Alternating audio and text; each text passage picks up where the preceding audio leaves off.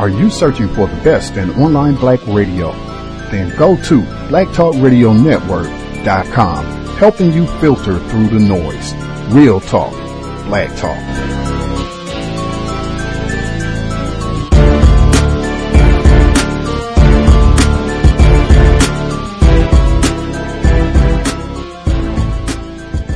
The internet is full of half-truths and all-out lies. We've all seen them, and many people on social media complaining about it. Here's your chance to show and prove. WorldAfropedia.com is a black-owned and operated encyclopedia. There are several thousand articles, but we need help. We can't uncover all the truth ourselves. So please, join us and become a writer, editor, or blogger for WorldAfropedia.com today. Every little bit counts. We owe it to the future generations to put the truth out there. Visit WorldAfropedia.com, the African-centered encyclopedia, a global database of African knowledge for the purpose of bringing about global African wisdom and understanding. WorldAfropedia.com. Yeah, Jan, it looks like a check, piece of paper of some sort, receipt. I don't know. This is Angela Martin from accounting. Look, we have a rebate from the Federal Work Opportunity Program, and no one knows what that means. And we get that money for hiring an ex-convict. I didn't hire an ex-convict. Unless they mean Toby, convicted rapist. I'm just kidding. When did the check come? Last week. Okay, that's when the branches merged, so Josh must have been taking advantage of this program. Smart move. One of the Stanford people is a criminal? Hey, Jan, speaking of Stanford, Hannah brought in her baby. Jan, which one of the new employees is a criminal? A reformed convict, and I'm not sure. So hang on, let me email our HR. Stay on the line. Who is it? Hannah? Andy? Martin?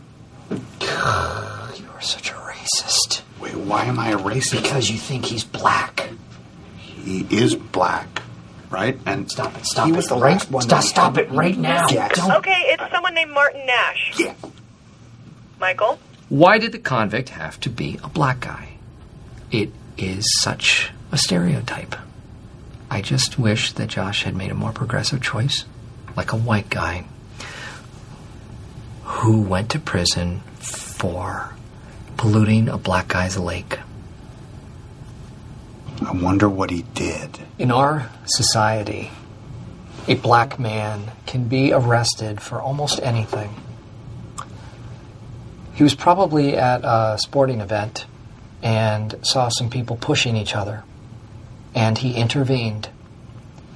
Why would anyone go to jail for that? So, what we need to do is to forget about this whole Martin in prison thing.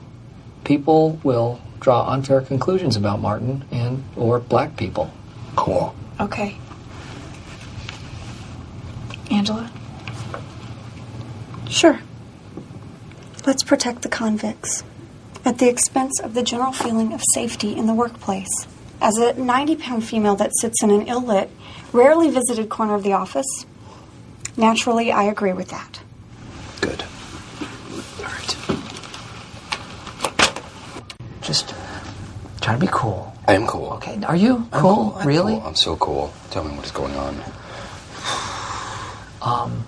Martin from Stanford was at one time in prison. No, be cool. I am greatly concerned about having a convict in the office. And I do not care if that convict is white, black, Asian, German, or some kind of halvesy. I do not like criminals. Hey, Martin. How's it going? Good. Getting settled. You know. Good. Just a second. Hey, everybody. May I have your attention, please? I realize that a lot of you have already heard that Martin here has had some trouble with the law. But I just want to declare publicly that I trust him completely. And that anybody who doesn't is an ignorant, dumb person. Okay? As a matter of fact, you show me a white man you trust, and I will show you a black man that I trust even more. Pam, tell me a white person you trust. My dad. Danny Glover. Yeah. Jonas Salk. Who? Justin Timberlake. No. Please, Colin Powell. Hey, I got one. Yeah. Jesus. Apollo Creed. Rest in peace, Apollo Creed. Martin went from being a new guy from Stanford to the convict, to my friend, back to a convict, then to kind of a nuisance, actually. We can be completely honest. And finally to a quitter. And I will not miss him. And that is not because he is black.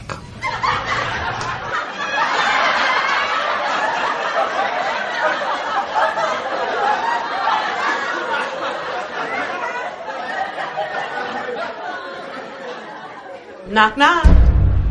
Oh, here she is! Gentlemen, I'd like you to meet Dr. Belinda Brown, the new principal at North Jackson. I am so sorry that I'm late. There's a car parked in the principal's space. Dr. Brown was principal of several very high-achieving schools in Philadelphia. Oh, look at you being so nice. Faculty, who here thinks that Belinda Brown needs to take her big old butt back to Philadelphia? Whoa, what's the big issue with Dr. Brown? Well, she's going to run this school into the ground. That's the issue. She got her master's from Berkeley. Yeah, I bet she went to Berkeley, and I'm pretty affirmative how she got in. Whoa. Here's what I'm proposing. I'm going to file a formal complaint with the school A board. complaint? What's it going to say? So I say they fucked up. They chose the wrong person. Maybe they need to reconsider things. Maybe make me principal. But what I'm going to need for this to work is all of you guys to sign this complaint with me, so they know we mean business. No, I'm not putting my name on that. Not a chance. Not a chance. Not a chance. Not a chance. Y'all never backed me up before. I don't know why I thought this time would be any different. Mr. Gamby, it appears that someone has filed a complaint against me with the school board. That's interesting. Is there anything you'd like to get off your chest, Mr. Gamby? I mean, nothing really comes to mind. Well, this complaint says, and I quote, she's not very smart. And if she's in charge, this school will suffer in a horrible way. Dr. Brown only cares about herself. She really thinks she's something. Now, who would write such a thing? I don't know. I'm not sure. Does it say who wrote it? Why, yes, it does. Okay, fine. I'll admit it. I wrote the complaint against you. Mr. Gamby, I've been doing this for some time now. Whenever a new principal shows up at a school, you can guarantee that people feel like they've been passed over. And oftentimes, they resent the new principal. I can live with people resenting me, that's fine. But from now on, you're going to be very cooperative and very pleasant when dealing with me. Because if you're not cooperative, Mr. Gamby, and if you're not pleasant, I will drag your face all up and down the parking lot of this motherfucker. Now, do we understand each other, Mr. Gamby? Yes, Dr. Brown. Wonderful. Now, I would like for you to come in 2 hours earlier every morning. I want you to jump in on the morning driver's ed program. That means I got to be here at 5:10 a.m. Is that a problem, Mr. Gamby? No, it's not a problem. Well, if that's all, you're dismissed. Have a blessed day. You have a blessed day, too. Oh, thank you. Leave it open. Say who? Open. The door? Leave it. Thank you. Fuck.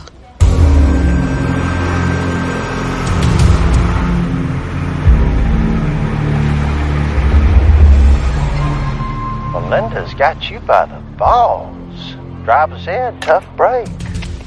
Yeah, well, at least I'm not bending over and taking it up the ass with a smile like you are. Over. You have no fucking clue why you've been throwing your little tantrums, filing your complaints.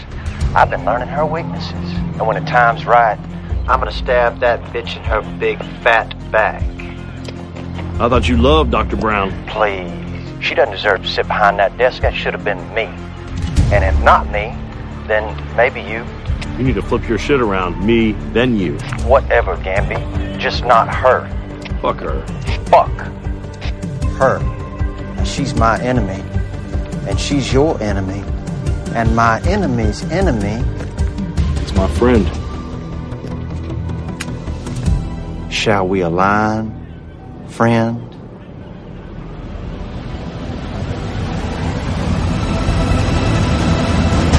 Let's take that bitch down. Context of White Supremacy. Gus T Renegade in for another broadcast, hopefully to share constructive information on the system of white supremacy. Today's date, Thursday, December 15th, 2016. So I have been told. This is our weekly forum on workplace racism. Program is designed specifically for non-white people, black people who are having problems on the job. If you're having issues with other white coworkers, issues with other non-white coworkers, supervisors, whatever the case may be. If you have figured out some things that are successful in terms of things you can do on the job to help you minimize problems, avoid conflict with other coworkers so that you just get all of your raises, all of your promotions right on schedule, move right through your career, stay there as long as you want, handle your duties and have no problems. We need to hear that pronto. So if you figured out some things, if you figured out the best way to keep from having any sort of sexual harassment issues, I know we've talked about that a lot over workplace racism, unwanted touching. If you figured out some things for the holidays, I know we've had quite a few listeners who've wrote in and or talked about either being required to participate in some sort of holiday gathering, or strongly encouraged, or even if it's voluntary, whites end up getting angry about it. So if you have figured out some things to minimize some of these problems, correct thing to say, the correct thing to do, that will make these issues vanish, we need to hear from you like immediately. You should be one of the first people to dial in. The number is 641-715-3640. The code is 564-943#. Press *6 if you would like to participate. That number again, 641-715-3640. The code is 564-943#. Press *6 if you would like to participate. And certainly always for the workplace racism broadcast, if you're not able to participate live, you can drop me an email and I will read your commentary on the air. We can keep it anonymous. I know some people have a concern about that. So if that is your preference, untiljustice@gmail.com, and I will share your commentary on the broadcast if it's an observation or if you want to get feedback from some of the listeners and what have you. We can do all that. Just drop your email and I will share it with the rest of the folks listening. A couple of folks already shared, but before I get to that, I just wanted to explain the opening segments. Those were from two separate television shows. The first segment was from The Office, where they were talking about the black worker who was a former convict and their response to finding out this information. That was The Office. And then the second clip was from Vice Principals, The Office that was on the air for almost a decade. I think they did 9 seasons from the early 2000s all the way. I think it went off the air in 2013. I think they did approximately 200 episodes. So I think by most metrics, a successful television program. The second clip, Vice Principals, that is a new television show. It just started on HBO this past summer, a few months back. It is about two white, excuse me, it's about two white males. They're upset, as you heard in the clip, they're upset that a black female has been promoted to principal. They wanted the job, and they proceed to sabotage and terrorize her so that they can either get her fired or make her quit so that they can get her job. And I played with those. Number one, it seemed like a lot of victims of racism. Some of our listeners were a little down, a little discouraged this week. I know the holidays can be really chaotic and unpleasant for a lot of people. It's just been a lot of flagrant racism, the election, just the variety of things that are going on. It's cold. I certainly am no fan of that. So I wanted it to be a little bit lighter, even though I know when I say lighter, in terms of just for folks to take a moment, catch their breath, just try to replenish. It just seemed like a lot of folks are having some difficulties and just not in the best spirits. So to just step back, refresh, and try and get ourselves rolling to New Year coming. And racists have no intention of taking any breaks. So just making sure we can recharge and be ready to roll in terms of dealing with counter-racism for the holidays and on into 2017. Just the quick thoughts that I would say about both of those clips. White people make television programs, comedies no less. Very successful comedies where they just sit around and ridicule black people, particularly mistreating black people on the job. It's not a surprise. It's not strange to have a TV program, a movie that is enforcing racism and depicting black people poorly or making fun of black people. But these shows specifically are about white people having fun and making jokes about sabotaging black people on the job, making black people lose their jobs, conspiring to make sure that a black person does not get a promotion, or if they do, we can get them fired or we can make them quit. In fact, vice principals on this day, when Dylan Storm Roof found guilty all charges, all federal charges, the death penalty, federal death penalty trial down in South Carolina, on this day when he is found guilty, that second clip, Vice Principals, that show where the black female, she gets the job as a principal of a South Carolina high school. And these two white male vice principals are so furious about this that and they don't even like each other. These two white guys, they make that clear. That was from the pilot that you heard. They don't even like each other.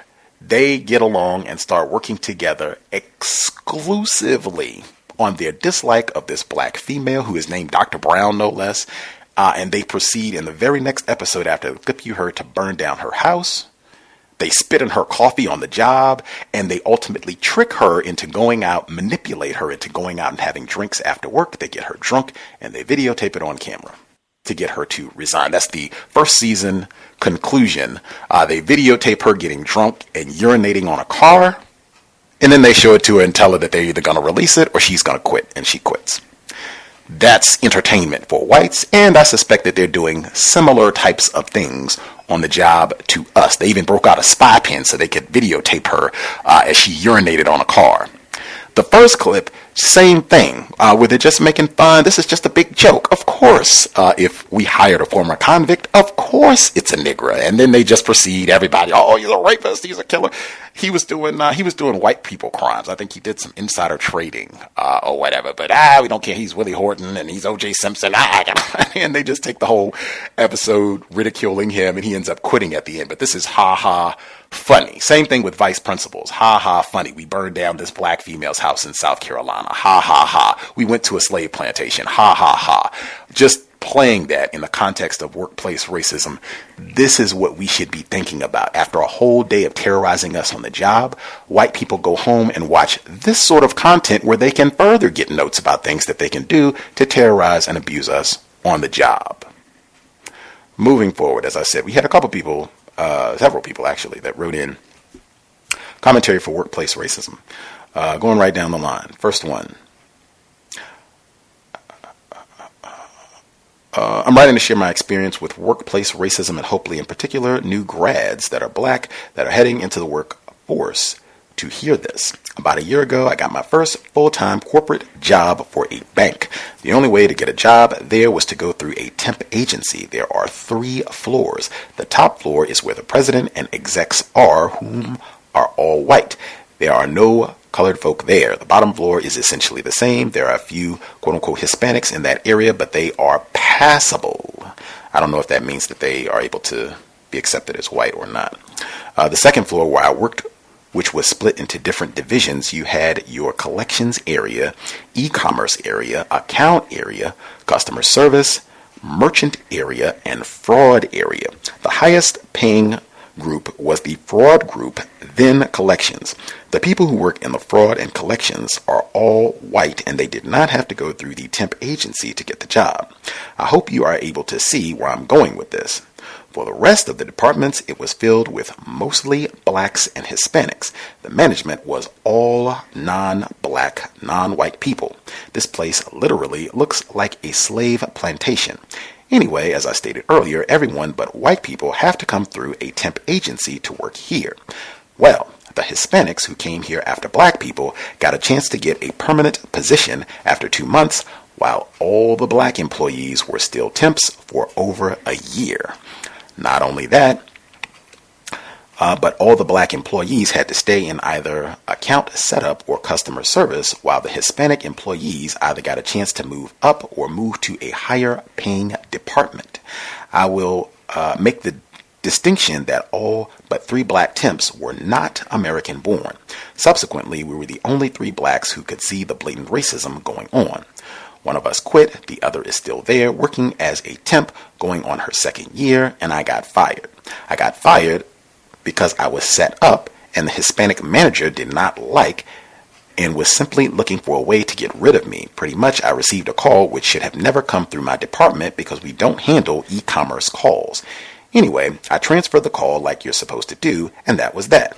The next day, I got a call from the temp agency stating the bank is letting me go for not getting anything on the job after a year.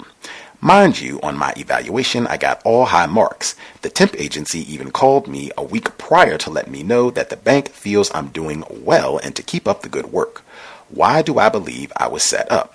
I was trying to move to a different department so I wouldn't have to deal with the racism in mine. A few Hispanic employees, which were only 2 out of 40 of them who weren't racist, were helping me and training me to get another department because they had openings. I sent an email to my team lead, who was black, by the way. He's not a manager, but a lead, letting him know I was going to sit with the other Hispanic employee so he could train me in the department. I returned to my desk, and 2 hours later, I get the e-commerce call, which I have never, ever gotten, since I have never gotten ever since I've been working there. I wanted to go to the EEOC, but I was an employee of the temp agency and not the bank, and I guess if I did, they would be able to use the "she didn't know anything" line against me with proof from the call. I wanted to share this story because on one of your podcasts, you discussed racism black temps faced in favor of Hispanics. That is almost what happened here, except black people got a chance to work but never got hired permanently. I also made the distinction between the American blacks and non-American blacks because what I experienced was that non-American blacks working there aren't aware of racism.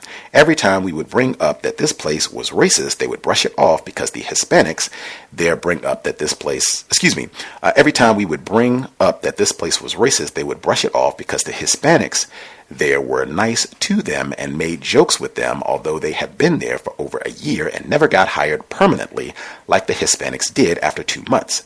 There was this lady from the Ivory Coast there who wanted a permanent position really bad, and what she would say to me was really heartbreaking. Every time she would apply or inquire about an open permanent position, she would get rejected. She got rejected so many times that she eventually started blaming herself. That is standard operating procedure. She told me he believed the only reason why she keeps getting rejected was because she didn't smile and say hi enough to the manager, and that she doesn't pick up much of other people's work to prove to them that she is hardworking. I advised her that wasn't the reason, but she too brushed off my racism explanation. Commentary number 1. I think that was last week. I know Reveal, the podcast Reveal, they had, like everybody else in the universe, they had Richard Spencer with the white supremacist organization on their program. They also, on the Reveal segment, they had, I think, like an hour broadcast on the racism in the temp agency and how black people were being denied. I played a little bit talking about that last week. That was separate, but it was the same thing. Black temp workers being mistreated. I think Thomas and some other people have talked about that. They love to manipulate and keep black people in those sort of positions where they can work you as hard as they possibly can, use you to death, pay you as little as possible, and then hang that little, oh, maybe we might have a spot for a hardworking permanent little Negro like you. Oh, nope. All right, matter of fact, and don't even come back tomorrow, you're fine. They love doing that sort of thing to black people worldwide, standard operating procedure. And then, as was stated in the mail, things go poorly, we blame ourselves, not racist man, racist woman, racist child. Standard operating procedure. Next message. Okay. Let's see. So this person is responding. This is a follow-up. We had the person who wrote in last week. She works, the non-white person works in, non-white female. She works in a insurance company. And so it was the white person who was lazy. This race soldier, he wasn't doing his job. And apparently this person had the job that was like the critical position where they have to fill out paperwork or do whatever they do in order for people to get their insurance claims. And if he doesn't do his job, then no checks are written. And so people are calling in, where's my check? Where's my check? Where's my check? And then when upper management whites started coming in to see, well, what is the problem? Why are things not happening? This lazy racist white guy did the standard thing and just started blaming other black people. And our black female who's writing in, giving the update, they were saying they were trying to blame some of this on her. And so she was asking for suggestions on what to deal with this sort of thing. I think we were saying documentation, asking for an investigation to see what's going to happen, pointing out that white people would be the ones doing the investigating and making the decision. She have to deal with that too. So she wrote in, she said, I listened to the call in and heard all the suggestions. I don't know how I will apply any of these suggestions. These were from last week, since the manager is white and incompetent as well, probably racist too. About a day ago, my manager blamed me because a customer sent her a fax directly and she never got to it until a month later. She looked in the file and saw my notes in there providing the fax number to the customer.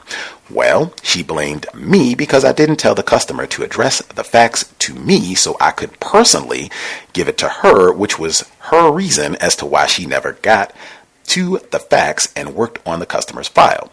Coworkers who have been there for years keep telling me to focus on school and make sure I don't stay at this place due to the politics and incompetency. My manager is white, but she got a black husband, ding ding, and her kids are my age. I think that's the reason why she hires black people in our department, even though since I have been there, 3 blacks got fired and replaced. It's a revolving door. I can't move to a different department since there are whole families working there. Literally wives, husbands, and kids. Thanks for the suggestions. I will note everything going on so I can hopefully take it to our corporate office before I resign. I guess my question would be why even, what do you hope to accomplish? This is for the caller who wrote this in. What do you hope to accomplish if you take all this data and then you just share this with corporate before you exit? I assume these would probably be whites, racists, that you'd be sharing this information. So what do you hope to gain from sharing this information before you exit?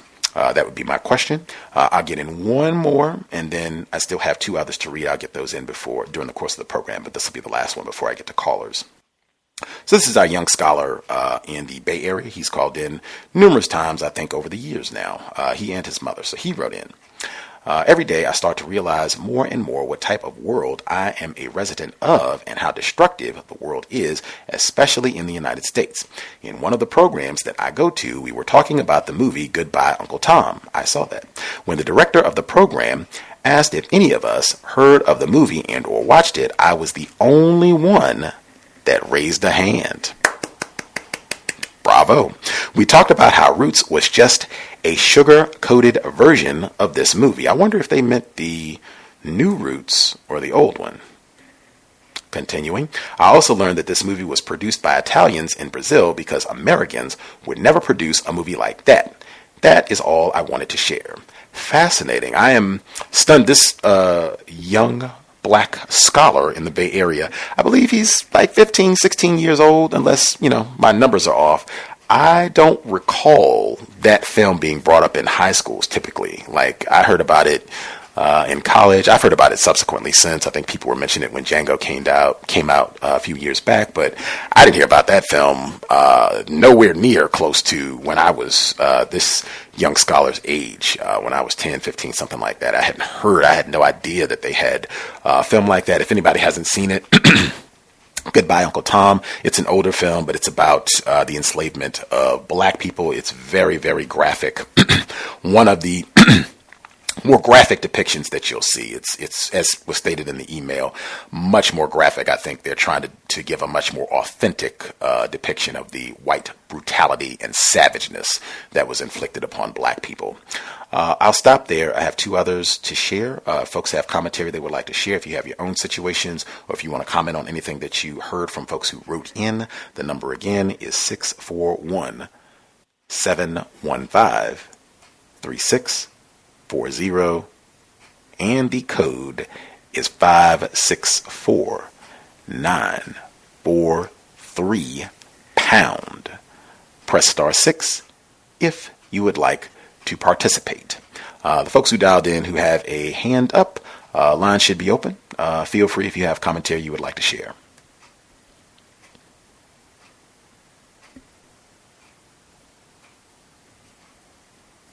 Can I be heard? Yes, sir. Good evening. 2812 from Virginia. Hope everything is going well. I have a couple of interesting situations that I'll share. I'll start with today. I'm in the mortgage business.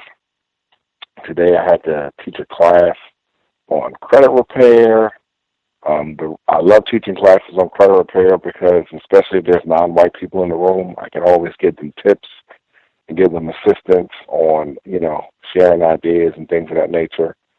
Even if there are a lot of people, actually not that many people classified as white in the room today. Actually, you know what? There weren't any white people in the room.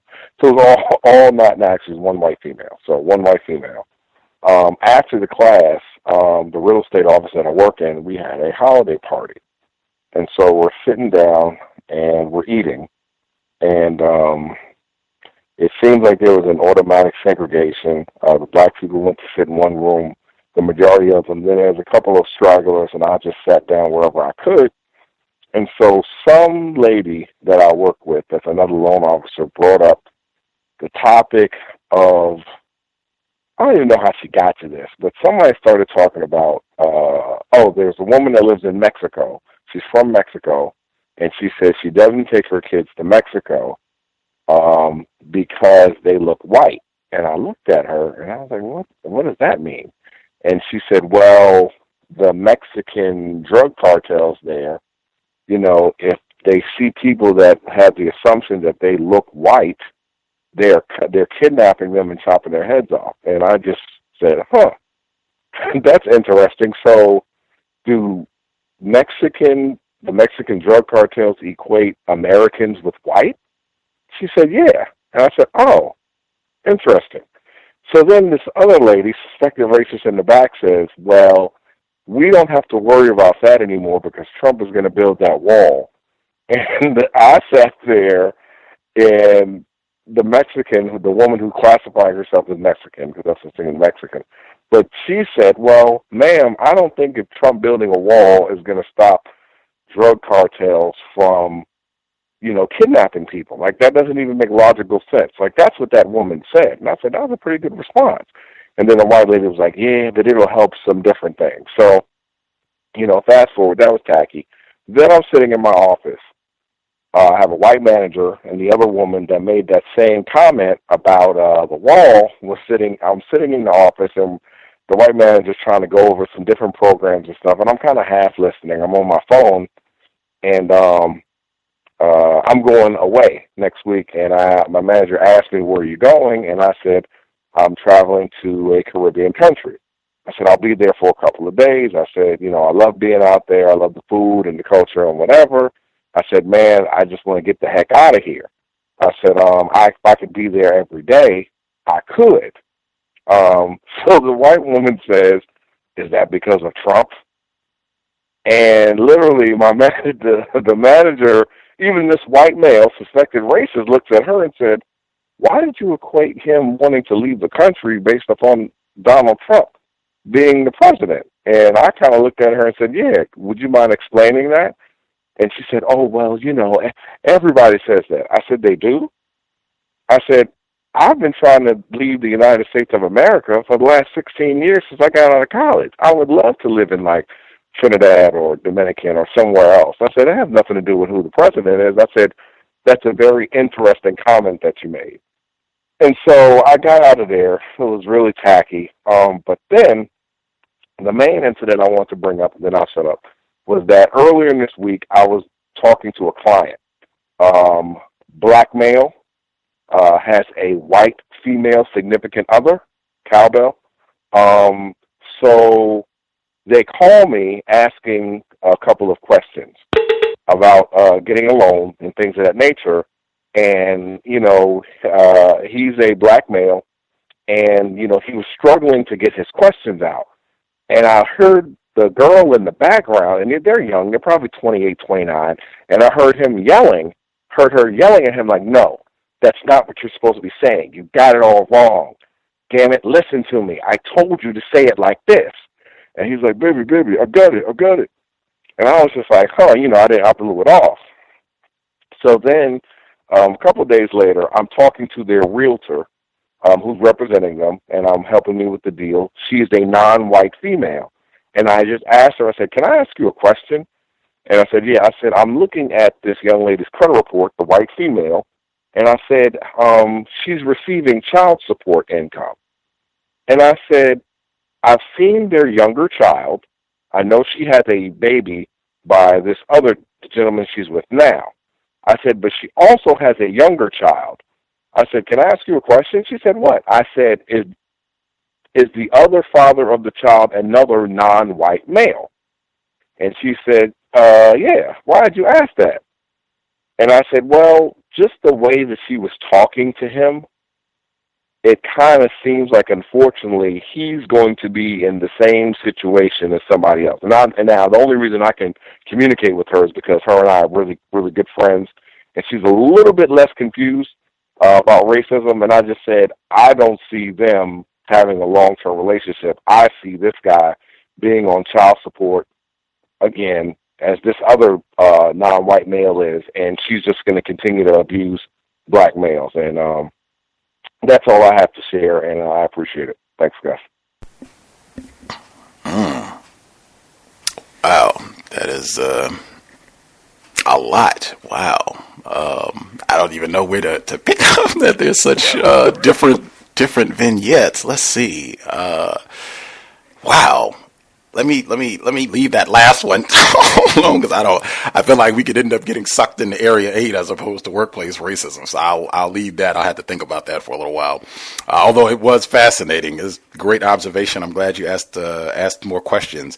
The situation, I guess, where whoever this race soldier white woman is, who, when you were saying, I'd like to be someplace in the Caribbean, or, whatever the case is.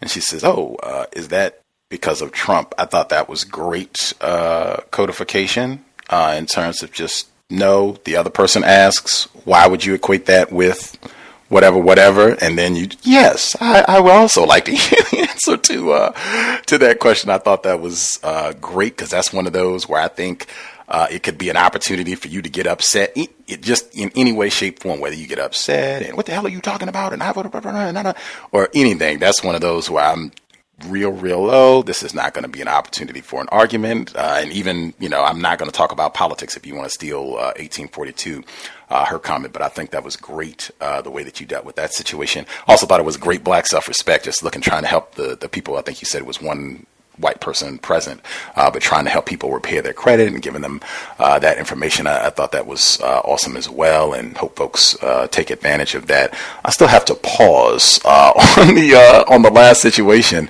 Did other folks that are listening in, did you have any questions for the scenario that we just heard? Any different scenarios that we just heard?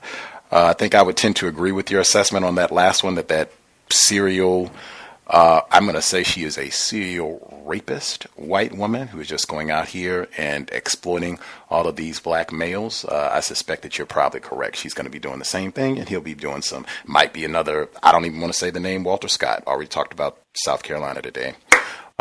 Did folks have any questions? Appreciate it, caller. Did folks have any questions on what they heard from our first caller or anything else that we've discussed so far? Or if you had your own situation you want to touch on, feel free.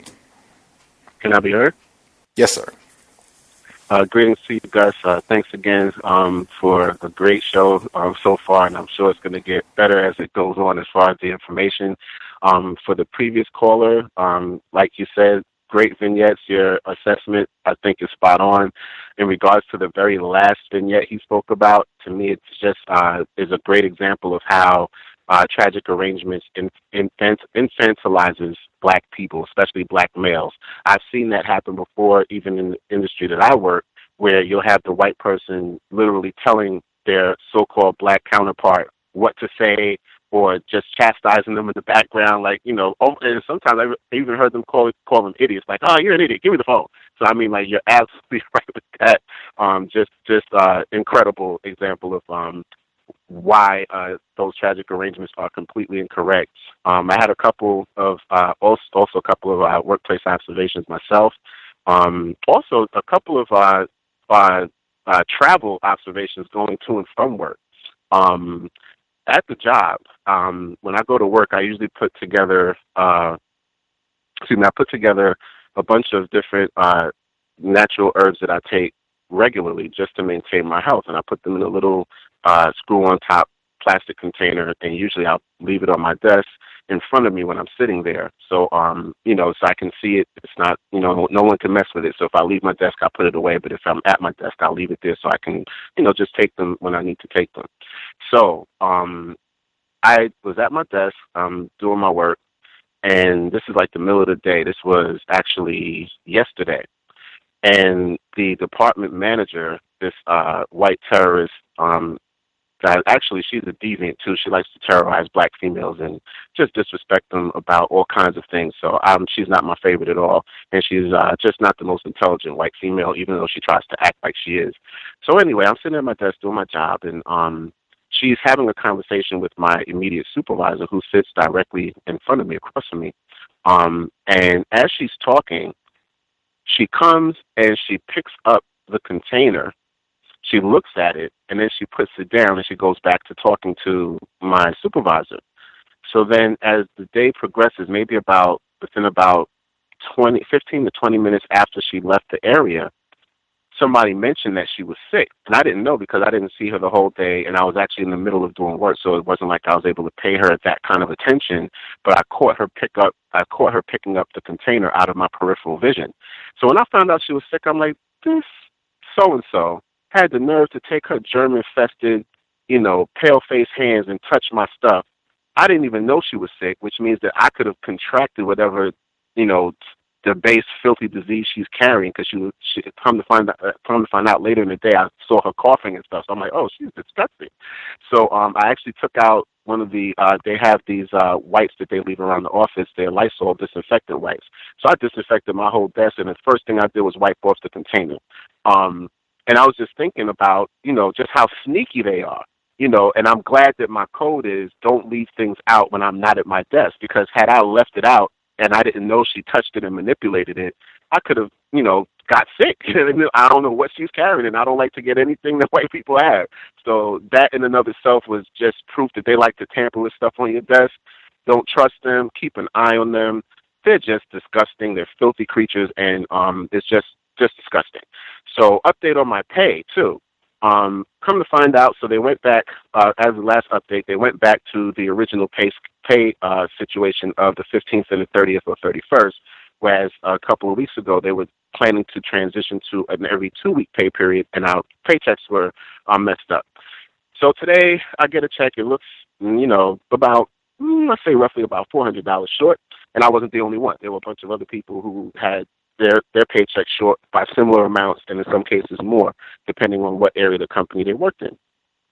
So I actually put in for an audit of my entire pay, and I want them to explain every bit of what has transpired because I will not hesitate to sue the living crap out of them for the illegalities of their nonsense.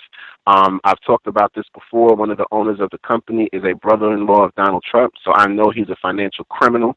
There's anybody who's up in those ranks as far as their connections, they're criminal, especially when they're white. They're criminal. So I'm putting that audit in. I actually put in the request today, and the lady in human resources, and about the manager that I just talked about, the filthy, disgusting one, and another supervisor is going to basically have a meeting with myself. And there's quite a few other people who put in for the same thing once the paychecks were given out. Not paychecks, but the pay went through today because it's all electronic at my job. So, yes, I'll keep you updated on what these psychopathic creatures are doing next. In reference to just traveling on the train, this was Monday, and then I saw it again today. I was on the way home Monday evening, and I had two white people, one sitting directly in front of me on the train, the other one in the same spot as the person in front of me, but on the opposite side. And both of them were just feverishly drinking liquor. One pulled out the little glass bottles of E&J, and he was just tossing them up and then popping mints in his mouth or munching on some crap, I guess, to deal with his filthy alcohol-laced breath. And the one that was sitting directly in front of me was whipping out cans of beer, just having a ball, tossing them up on the way home. Then I was on the train today, and one of the same white people I bumped into earlier this week, Monday, drinking the beer, sat in front of me again, cracking beers all the way home. So like I said, when you're traveling on the train, when you find these terrorists, and when you see those video clips of them acting out and mistreating black people publicly, you never know what they're on, so be very careful. They're drug addicts. They're the worst drug addicts. They're the worst alcoholics, so be very, very careful. And then I've noticed something subtle today. This was just, again, traveling home from work. I'm sitting on the train, and I usually put my backpack in the seat next to me so that no white people sit there. And usually if there's a non-white person, I'll offer them the seat because I prefer to sit next to them than to have one of those filthy creatures sit next to me. So, but every so often you have a situation where one of the white people come on and they want to sit where you're sitting. So I'm sitting there, and this white man comes up. He's walking through the aisle. There's tons of seats everywhere, and he has a cane and he's limping. So I have my bag there, and I just give them the look of death. Like I give all of them the look of death if they even think they're going to sit next to me.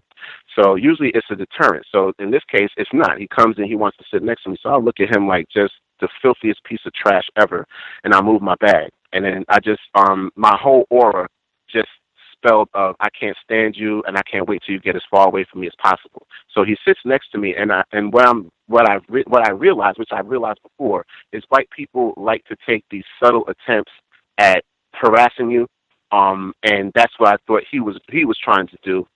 Just in the way that he approached where he sat, because he could have sat anywhere else. There were a ton of white people around with seats open, and he specifically, once he got to my section of the train, chose to sit next to me. So then he gets off, and when he gets off, there's an elderly white woman that gets on the train.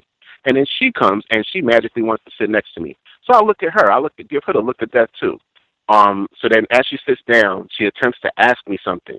So I have my headphones on. I'm listening to music, and I just look at her like she's a piece of crap under my shoe, and I pay her no attention. I give her no answers. I do not help white people. So as I'm sitting there, she glances a couple more times like she wants to say something, and I just roll my eyes at her. And then eventually I just put my hood on, and I pull it out over the side of my face on the side she's sitting, so I don't even have to look at her. And at that point, she doesn't say anything else, and or attempt to. And as I'm getting off the train, I just said, well, excuse me, I need to get off the train. And then I beeline off the train. So there's just a subtlety. White people are predatory. It reminds me of Jeffrey Dahmer. They will try to pick and choose who they want to harass, and if they can't overtly harass you, I know somewhere in my gut white people know about epigenetics and that they make us sick. And that's what they're taking advantage of, I believe, in situations like that. Thank you so much for taking my call, and I'll mute my line. Wow, that's a lot. That's a lot to pick at as well. I guess one of the more prominent things that came to mind, just because I briefly looked at some of my social media timelines before we went online, and thankfully people just share information about racism. And I saw that there was yet another road rage incident. That's why I've said consistently that I think we should include the commute to and from work, because I think Roz numerous times has talked about seeing all these drunken race soldiers on the train, and we have had other people who have had problems on the commute, just getting to and from work, where that ends up being a big deal, and or racism somehow comes into us just trying to get to work before we've even stepped foot there. So I always include that, and if other people are having commute issues as well, you should share that also, or ideas, strategies. That's great, because we need as much of that as possible. The next thing, one of the earlier anecdotes that you share, and just with the commute to get in, my suggestion would be if it's a train, a bus, any sort of public transportation, and you see whites drinking, I would try to go to another car. I would try to move if possible. I know if you're in a big city, that might not be possible. I mean, you're lucky if you can get a seat. I understand that. But if it is an option, I would at least consider it just in these times. Like I said, I just saw another incident of road rage where it's seeming like it's getting to violence really, really quick. And I mean, I don't have hard data to back this, so Gus could be talking crazy, but it just seems like there are a lot more of these type of incidents happening, and too frequently, where the black person ends up on the bad side. So if you have a commute or anything, you see white people consuming alcohol or anything that looks like this could end up being a bad situation, just go ahead and relocate, because we already got enough problems. Just keep that in mind. That's one suggestion. The commentary about the female, I guess, that was sick, the other race soldier, she was coughing and sick, and then she's coming and touching everything. I think that's good to hear that during this season, because there's so much of the, we're having a party and bringing food and this and that, and just to kind of keep that in mind. I know a lot of people end up being sick this time of year. I think one of the ways that you could combat that, maybe minimize, work to eliminate munching and have feeling like you got to eat everybody's food on the office. If you needed, hey, I got peanut allergies, or I'm trying to drop a few pounds. Anything. It's tons of excuses that you can come up with for food. I'm transitioning into a vegan diet, or I'm doing this diet, or we're going out to eat. I can't eat right, or I'm just not eating any of it. Whatever. Come up with any excuse that you need, but I think that's great. That includes candy dishes and that sort of thing. Just that way you don't want to be following and having your hands touching things that are going in your mouth that other racists have been fondling all day long. I think that's just great code, not just for now, but that's something you can put in place and have that be a permanent thing as you move forward. I think that's great as well about auditing them about your compensation. That is phenomenal, and that's one of those where I say reading the policy and procedure, that's the type of thing that should, if the place that we work for is doing their job correctly, that should be brought up during your initial hire, when they give you all of the training so that you know the resources and what's available at the company, and what options you have as an employee. That should be brought up so that you have all that information when I say that you're in a much better position reviewing that policy and procedure for your job before things are a problem. This seems like one of them, like, oh man, you want to know that audit procedure well before there is a problem. You get that check in as $400 short. You already know the procedure. This is supposed to happen. This is supposed to happen. What's the estimated time range for these sort of things to be resolved? Do you have recourse if you're not satisfied with what happens with just all of that, to know that beforehand, so that this is not my check is $400 short, now I got to go home and do a crash course on the process for auditing your pay at this particular company. Hopefully that's logical, makes sense. Oh, yeah, Gus, can I just chime in with one last thing? Because something you said jogged my memory. You know that filthy little troll actually did stick her hand in the candy jar that my supervisor has on the desk, and a whole slew of other people were picking candy from that same jar.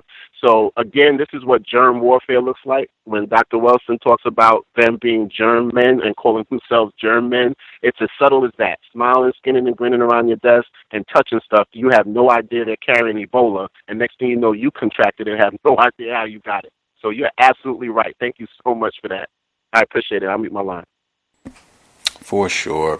Just before I get to the other people that dialed in, the number again for people to dial is 641-715-3640, and the code is 564943#. Press *6 if you would like to participate. I was speaking with Chantel is called. Had to be a non. I was talking to Chantel. She called last week, in fact. I was talking to Chantel this week, and non-white female. She has I guess that's a cowbell too. She has called in regularly, and we were talking about workplace racism. She was talking about different things she was trying to do on the job. I said last week I was talking about the holidays. They had some sort of office party thing, and she didn't participate, and she didn't want to attend, and it was voluntary, and the whites still got angry. We talked about that last week. We also talked about where she said that this happened this week. There was an issue with some other office workers. It was not her. Some other non-white person in the office had some sort of item on their desk, and them having this item, I don't remember what it was, but it was something non-essential. I do remember it was not needed. It was not a stapler, a ream of paper. It was nothing like that. It was something that is not needed to do her task or this person's tasks. And the white person came up. It started off with them making a comment or saying something about those items.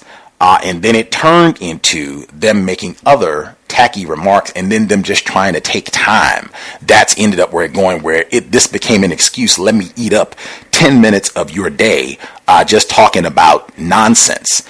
And I said, see, that's what I'm talking about, where having frivolous items on your desk, if it's a photograph of family members, your children, whatever it is. I even know we've had non-white people on the program. They just had like little figurines. They just look like little black people, and they, weren't outrageous or anything. They would just hang out, and that became a reason for whites to come by the desk. Oh, look at you, got your little niggers. I mean, your little peeps on your desk. Look at a little colored fan. And now we got to come by and say something about that every day.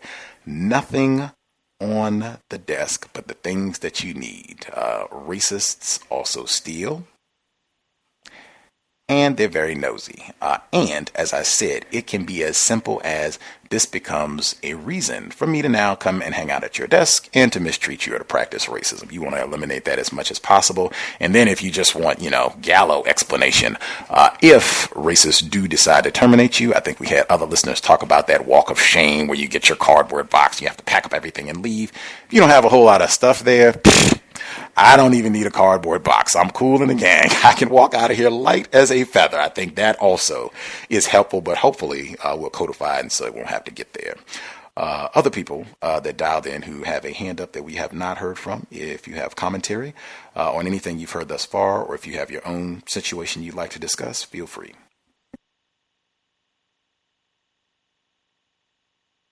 Yes, sir. Can I be heard? Yes, sir. Yes, sir. So I had called in before about my experience as a real estate agent, and I just wanted to give a little more about my experience of racism in the industry. So a few things that I experienced was my managing broker.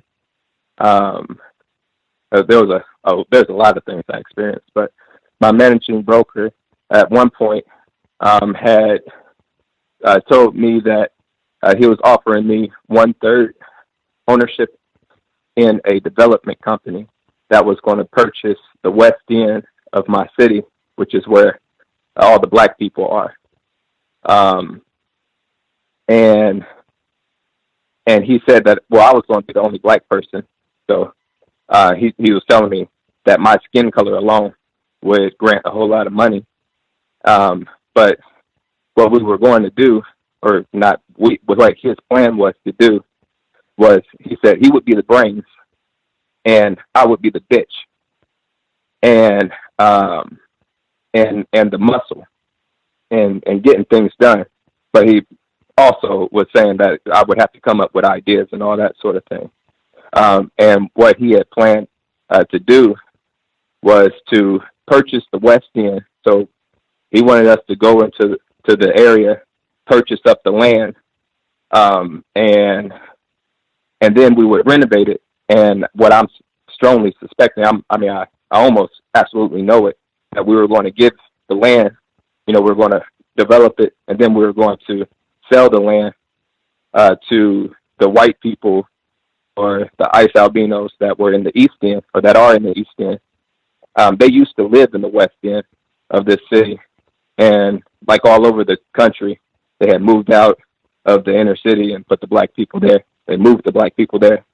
Well, anyway, they were coming back to purchase the land, and he had been telling me for a long time what the plans were in the city, like how they had planned, what they were planning to do.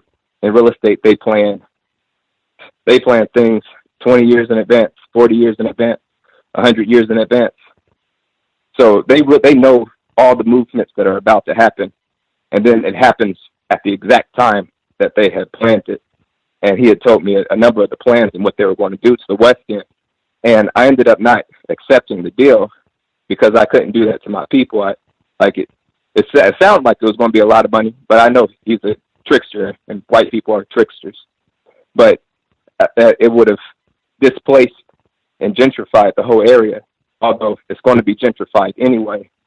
It's just I didn't want that hand in it. And that was particularly interesting. And then another thing that I experienced. Well, before you get to that one, I just wanted to ask real quick. I hope I didn't disrupt your train of thought. I just wanted to ask real quick, when he pitched you this proposal and said, you'll be the bitch and the muscle, and then, you might have to pitch in some ideas and whatever, like, how did you respond in the moment when he says this to you? Well, again, this is the guy I had mentioned last week. This is the guy who would talk to me about niggers. So it was a very blatant racism and like the terrorism. He would do it with a smile. So to answer your question, how did I respond? I didn't. I don't know. I don't really know. I don't know. I didn't do anything. I looked at him and I nodded my head, just not nodding my head like saying, yeah, we're going to do that. But I mean, I don't even know what my response was. I didn't know what I was supposed to do, Yeah. Oh man, it's like all the landowners, all the white landowners and the white men, just in general, they're all homosexuals, and they try to homosexualize people. And especially they try to homosexualize black men. And so he would do a lot of calling me he wouldn't call me a bitch often, but he kept adding a whole bunch of things and I had to get out of the situation just because it was like it felt physically damaging. Even what he was saying I couldn't deal with it. I really don't know how I responded. Yeah. That's fine. I appreciate the response. I think you were moving to your next incident you wanted to share. Sorry for the interruption. I hope I didn't disrupt you. Not at all. No problem. The other thing was just that he had said that. Another time. So I had got into the real estate again in 2007 as the market was crashing. Then I watched the market crash, and I was, doing business the whole time and all that sort of thing. Barely, but I was doing business, and an exciting time and everything. And after the crash, or it's still in a crash, however they say it, but around 2000, I don't know, 10-ish, 11, something like that. So not really after the crash, the supposed crash, or the length that they said was the crash. Around about 2011, he had told me, well, we sat down with a mortgage broker, and I was wanting to buy a house myself because I don't own land. I do not own land, and I want to own land because I know that's the most important thing that you can do is own land. And he sat me down with a mortgage broker, and they were going to give me a no-doc loan. A no-doc loan, that's no document, and I didn't have to report. Like I can make up any number of income that that I could think of, because I was a real estate agent. I wasn't a broker at the moment, but I was a real estate agent, and I could just say, oh yeah, I project that I'm going to make, I don't know, $100,000 if I chose, and they were going to give me a loan, like for real. And I was like, wait, hold up. This is the same thing that caused the crash. You know, why would you even put me in this situation? We're supposed to be business partners. I mean, I know, like I explained to him that, you know, he was my enemy as a white person. Not saying, I didn't say him in particular, but I made it clear people who classify as white, but at that point I wasn't saying that. I said white people are my enemy. And, you know, I know we made that clear, but at the same time, I felt like, you know, we're doing business. I thought that enemies can still do business and, you know, not kill each other while they're doing the transaction. But for him to put me in the same situation that caused the crash in the first place, that caused everybody to go into foreclosure in the first place, it just, you know, I was like, did you think I didn't read this, you know, this stuff? I know why the market crashed. Why would you put me in that same situation? So, and what, for him to make like $3,000-$4,000, you're gonna make $3,000-$4,000 and ruin my entire life. But that was another thing. And then the last thing I wanted to mention was, so in 2010, this is all, I mean, well, let's say 2010, I was eligible to get my my broker's license. The broker who I was with was actually a woman. The managing broker is the man. The broker I was with was a woman, and I met all the requirements. And when I took the class, I took the broker's class, and I passed the test on my first try, and all that sort of thing. I was excited. And then when you had to get a broker's signature, and she wouldn't give it to me. I was like, but you know, you have to give it to me. That's the rules. That's the laws as I read it. And she told me she didn't feel like I farmed my circle of influence well enough. She felt, basically what she was saying was, she felt like I could have made her more money. And because of the black people I knew, and because I'm a musician inside of churches, and so I'm a musician inside of mega churches often, and so because I had a large circle of influence, to her knowledge, she said that I could have done more, and so she wasn't going to sign off. But that's against the law. But I had a hard time fighting it. I mean, I didn't actually fight it. I just waited another 2 years and then got my broker's license. But you know, that was like, dang, you know, I could have had my broker's license, and you're messing me up. And then the next lady, so I left their company and went to another lady and explained the situation. And I had very little money, and I was telling her, you know, I'm trying to get my broker's license. I have these listings, and it was I had two commercial. Well, I had one commercial listing in particular. It was like $33,000 listing, and I had a whole bunch of prospective purchasers. It almost got to a sale at one point, and then it didn't work or whatever. And then, like, right when I was getting my broker's license, I explained my whole situation to her. And right when I took the test again, passed it, and right when I was about to get it, she sent my license back to the real estate agency, back to the real estate commission. So then when you do that, the broker owns your listing. And then she took my listing, and then she sold the property. So I would have got that sale. It was in such a time frame. I would have got the sale, but it could have been. So I likely would have got both sides of the sale. That's like $18,000 roundabout. If I had got one side of the sale, you know, divide that by two. But so those are just some of the things that I experienced, and I just wanted to share and get off my chest. Thank you. Thank you for sharing. I definitely appreciate that. That is remarkable on any fronts.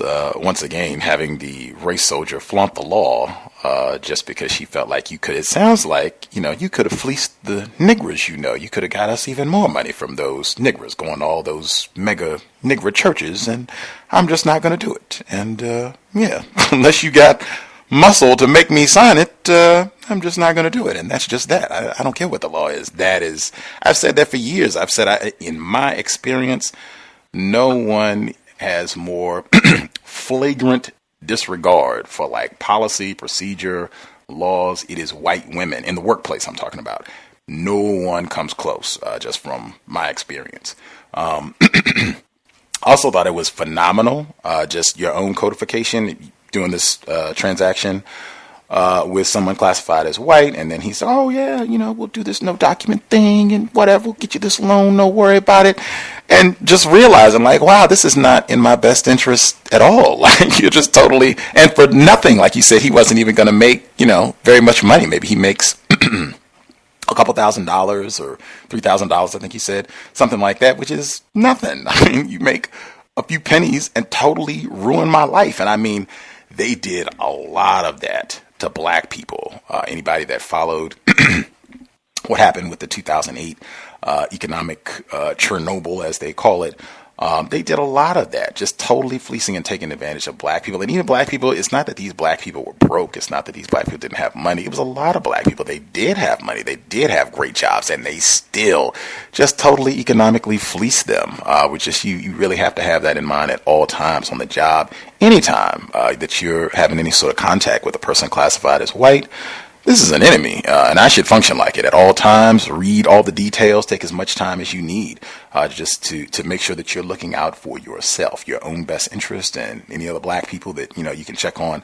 that are around to your ability. Just do that, because I mean that's about what you can expect. Ruin your life, and I might not have even made any money. Maybe I made $5 and ruined your life. It was all just for the giggles anyway. Other folks that have a hand up that we have not heard from. Do we have other folks that have a hand up we haven't heard from? May I be heard? Yes, sir. Yes, I am calling to share my experience this week for the call-in. First off, I just want to say the code that I'm trying out this week and that I learned from the call last week was from, I believe it was a caller in New York. Not helping white people, specifically when they are, I had a situation this past week where there was a white female who was having trouble closing a door, and I made it a point after I had closed that door several times, it had a little jiggle to it, I made it a point not to help them, and I feel that, again, it's black people or non-white people's behavior that must change. And I believe that code is working for me, helping me to keep focused throughout the day and not get sucked into their time-consuming, usually games that they end up playing. My experience had to do kind of a follow-up with a South African client that I have. I am self-employed in the remodeling construction business, and a client of mine who's South African called me back to her home to perform work. I believe that I was not completely codified, and I did engage in conversation with her. And looking back on that, I see that as a mistake. I've learned, and I believe my new code is going to be to minimize contact, including conversations, because the point of the issue that really happened was when I was speaking to her, she started to get very comfortable and explained to me about her personal problems she's had with her weight. And she told me that after battling with diets for several years, one day she said she finally broke down, and the catalyst was she sat down and ate a lot of chocolate. She said she ate a lot of chocolate, and those are her words to be exact. And I immediately started thinking of Dr. Welsing and about the symbolic, the use of chocolate, and she looked me straight in the eye and told me to, and I was just like, wow, this woman really loves chocolate. And she told me that was the item that broke her diet. I felt like maybe I should not have spoken to her in depth as I did, because I felt she was too lax. She was so lax, I believe she asked me, if I was married And I told her, yes, I had a spouse, and that my spouse owns a yoga studio. And later on in conversation, she works with medical students. She wanted to have her medical students use a yoga instructor as like a type of therapy for them studying for their board exams. And she asked for my wife's contact information. I feel that was also that was a very dangerous situation now that she's kind of getting associated with me. And in the future, I'm going to keep a strict policy of not discussing or talking about my children or my spouse, so that I don't give these dominators access to my family. I feel that now she does have access to my family because she's not only doing business with me, but she is set up to do business with my spouse. And that is something I think all victims of racism should be very cautious of, because I don't know what she has planned, but now I've kind of introduced that and now have to try to damage control. Another situation with holiday parties, while I don't have a company that is sponsoring a party, I'm invited by several people who are either clients or potential clients to their parties, and my wife, the same way, was invited to a holiday function, and I asked her if there was going to be white people there. She said yes. Now the function is being offered by a non-white black female, so she felt it was safe. And my wife very much is aware of the changes that we try to make in codifying our behavior. So she said, hey, look, it's a black girl throwing the party, so let's go. And I asked if there were going to be white people there. She did say, yes, there will be white people there, and there will also be liquor. So I expressed to my spouse that I am not interested in going to that type of event, because I know that those two things have many colors, and as we've seen in recent history and for the history of our relationship with white people, liquor is usually a catalyst for terroristic, trashy, tacky behavior. But the issue, the reason I bring that up is because my spouse and I had a conflict over that. We had an argument over this issue of going to this holiday gathering. And granted, I'm not part of a company, and yet and still we had a discussion, a conflict, a very small one albeit, but a conflict over this issue of holiday parties. So again, the racist terrorists are in our homes. Even though they don't have to physically talk to us, they can still get into our homes. And I'm amazed at how we're talking about these silly terroristic holidays inside of our home, and it's disrupting the peace between non-white people. But again, it's something I had never noticed. And my last incident was I had a client who had scheduled to have her formal dining room repaired due to a toilet leak in a very prestigious neighborhood or part of the city, and wanted to have it done before the horror day Christmas came up. And I had given her a bid for it. This is a white female, and she had said she was going to get back with me and look over some other bids. She called me day before yesterday and told me that she wanted to use me and that we could schedule. And I told her the earliest I could be there was next Tuesday because of other appointments that I have. Well, because she wanted to have it done so much before Christmas, I had rescheduled, moved some things around in my schedule in order to get there today during the day and to start the project so that it could be done before her family came in for the horror day. She sent me a text message last night at midnight while I was asleep, telling me that her husband had chosen another contractor, also a white male, and that she will not be needing me to come out in the morning to start the job. I highly suspect that she was practicing racism, white supremacy, and I believe that she is purposefully toying. Of course, this time of year, many people aren't thinking of home repairs per se, so business is slow. And to make that type of move in the middle of the night for me to disrupt my schedule and then you to disrupt it again because of a change, I suspect that was a deliberate act of racism on her part. and just seeing how trifling white people are with toying with non-white people, specifically black people, on the global plantation. This was a perfect example of that, and I will take my call offline. Thank you. Wow.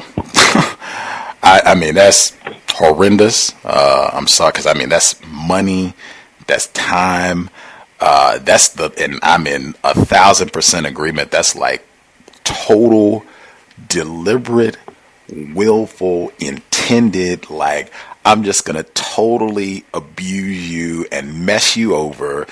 You went through all this trouble to help me out, and nothing. You're not going to get any. And in the middle of the night, like you said, just the tackiness of it all. But I appreciate it because I've stated consistent, like I said, even if you work for yourself, if you're self-employed, black entrepreneur, that's great. I'm not saying not to do it. I'm just saying, people sometimes I've heard can get carried away and say that that's going to end your troubles with racism on the job. That is false. We've heard from people, Triumph 3000, she called in a few weeks ago, and saying that it can improve things. It can make it better. It can, in some respects, give you more control about how you are dealing with these whites. And, you can pick your hours, what have you. And even if you're self-employed and you still do have a job working for whites, I think that was also important as well. It can put you in a position where you're much more confident and you're not totally dependent. So you don't have to tolerate every insult or what have you that, whites want to heap on us. If you are self-employed and you have some other means of income, hey, this has gotten a bit too much. I'm going to go and sit down. I can do my own thing for a while until I can, figure out something that is, a little bit better for me.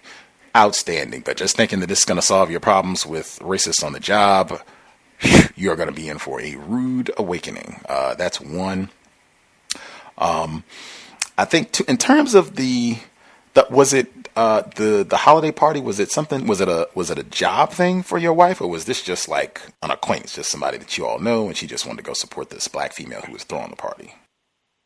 This was a client of hers, and the issue with events is that we do business at events. We meet people, and they want to do business with us, and so meeting people is really our primary way of getting new business is through word of mouth. I see. I totally understand the logic of the whites and alcohol. You don't have to say anything else to Gus T. I totally got it. I hope listeners do as well. I can see in that context if that's, an integral aspect of the business model that you all are using, if it's effective. I can totally understand why she would want to go. I was just going to say, I do think that it is constructive. And you did say it was a small disagreement nonetheless. But I do think it's constructive to at least ask those type of questions up front. I think that's major part of codification. Are there going to be white people at this event? Is there going to be alcohol? How long is the event? Just try to get as much detail so that you know what you're getting yourself into.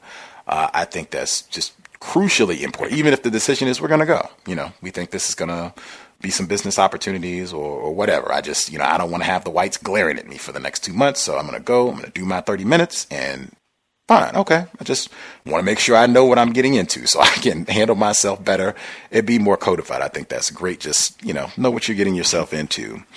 I think some of the other details that you shared, I just appreciated. I think I've heard that from other people. The first situation that you shared, the people from South Africa that came and they wanted you to do some work. I think you said I guess, were a little not codified in talking, and she got comfortable and said, oh yeah, I've had these weight problems and I scarfed down all this chocolate and blah, blah, blah. I think that happens to a lot of victims on the job. We're in a vulnerable position, and a lot of us, we don't want to anger whites, a lot of us. So I think a lot of us can kind of slip sometimes where we are not being as codified as we should and are just kind of chatting about nothing and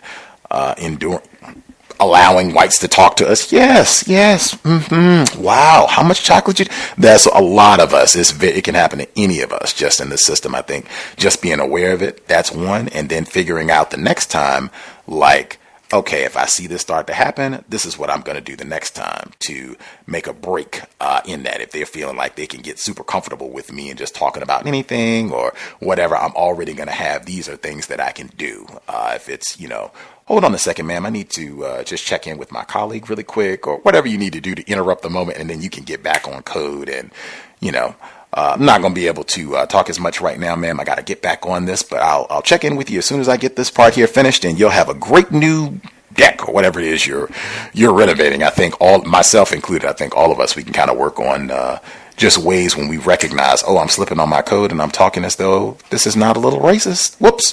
Let me get myself back together. I think that's a great way we can get ourselves back on track. Unless folks had questions from any of the folks that we talked to thus far. Excuse me. Any other people have comments, questions they wanted to add? Hey, Gus, I wanted to say first, I think all of your assessments just now were brilliant, and that particular caller seems to have a lot of activity with these psychopaths, and it seems to be very interesting, the types of experiences that he's had.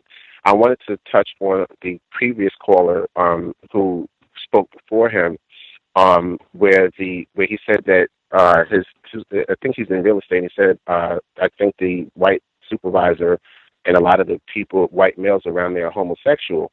And if I heard correctly, and I found it fascinating that he would actually say to you that you would be the bitch and the enforcer, because first, by him saying the first thing, he's essentially trying to homosexualize and effeminize you right there, but yet immediately he goes back to the way that white people view us as far as genetic annihilation and their fear of that. So you go from being basically the effeminized black male to now the enforcer. The black male who looks like he's 300 pounds, 7 foot tall, and also he wants to use you to go into the black community and basically devastate your own space, your own people. And I just find that interesting, because when he described the process of them wanting to use him in order to basically steal these black people's land and probably gentrify them up out of the entire city that they're in, that section of the city, I just imagine how many cities that happened in, and how many non-white people would have taken a deal like that, regardless of what the money was involved, and said, I want to get in on something like this. And these are the types of deals of iniquity that they work in secret, that to me, that was an exposure of. This is not something you hear about every day, but that's exactly what they do. And when he spoke about them plotting, 100 years in the future, it made me think of the documentary Hidden Colors, because Anthony Browder talked about hearing about a think tank that they have in Washington, D.C., that he said comes together every 2 years, and it's a bunch of politicians and city officials, and essentially they plot where the rich people are going to stay, where they're going to gentrify, and he said they plot up to 200 years in the future, and that basically they set a timeline, and the city officials work to make sure that the timeline functions exactly on point, and that those transitions take place exactly when they're supposed to. So everything that he said is completely accurate, and I just wanted to chime in on that, because I thought that was a fascinating dissertation that he gave earlier. Thank you.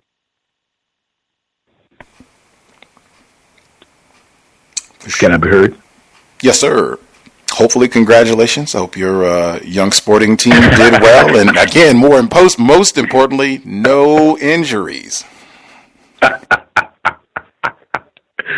Wow. I didn't even know that you remembered. But yes, I have something constructive and also good to report. Just start off with a couple of the previous two callers, the last caller, and to say on how complicated his situation is as being a quote unquote entrepreneur, self-employed. My suggestion would be that with these parties that him and his wife plan what they're going to do, what they're going to say, and as far as obtaining clientele, go up to the moment of getting as many as possible, and then exiting the situation as quickly as possible. Also, I can recall him mentioning, or maybe it was somebody else mentioning about the idea of talking about one's personal life, which is a codified no-no. And I think he understands that. That's what it sounds like. He understands that, and that's a good idea to only divulge as less of information about yourself as possible in order to get the job done, so to speak. That's a great idea, and like to commend him on it. Now, to myself, yes, the high school where I coach at,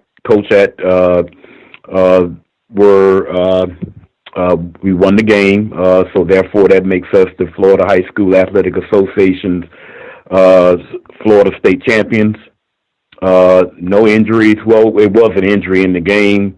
One of our running backs broke his collarbone in 2 places. He was taken to the hospital and had surgery. But he's been back to school. So in that type of injury, he should recover pretty well. He is also heavily recruited to go to college. That's one of the main things. You're talking about an all-black coaching staff, and all of them I've been on, except for when I first started. The very first year I started back in 1981. Everybody on the staff has been black, and but this is actually with this present coaching staff that I've been with now, with the head coach now for about 20 to 25 years. He has made history. He's the only person in the state of Florida to have won state championships in 3 different places.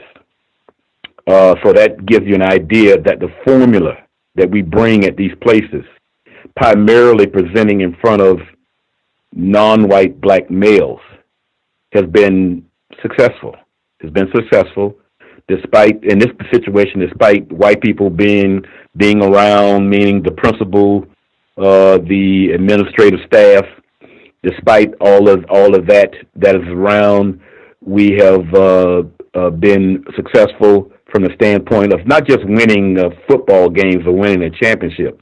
The main issue when it comes to that level is the process of getting black males out of high school and into college.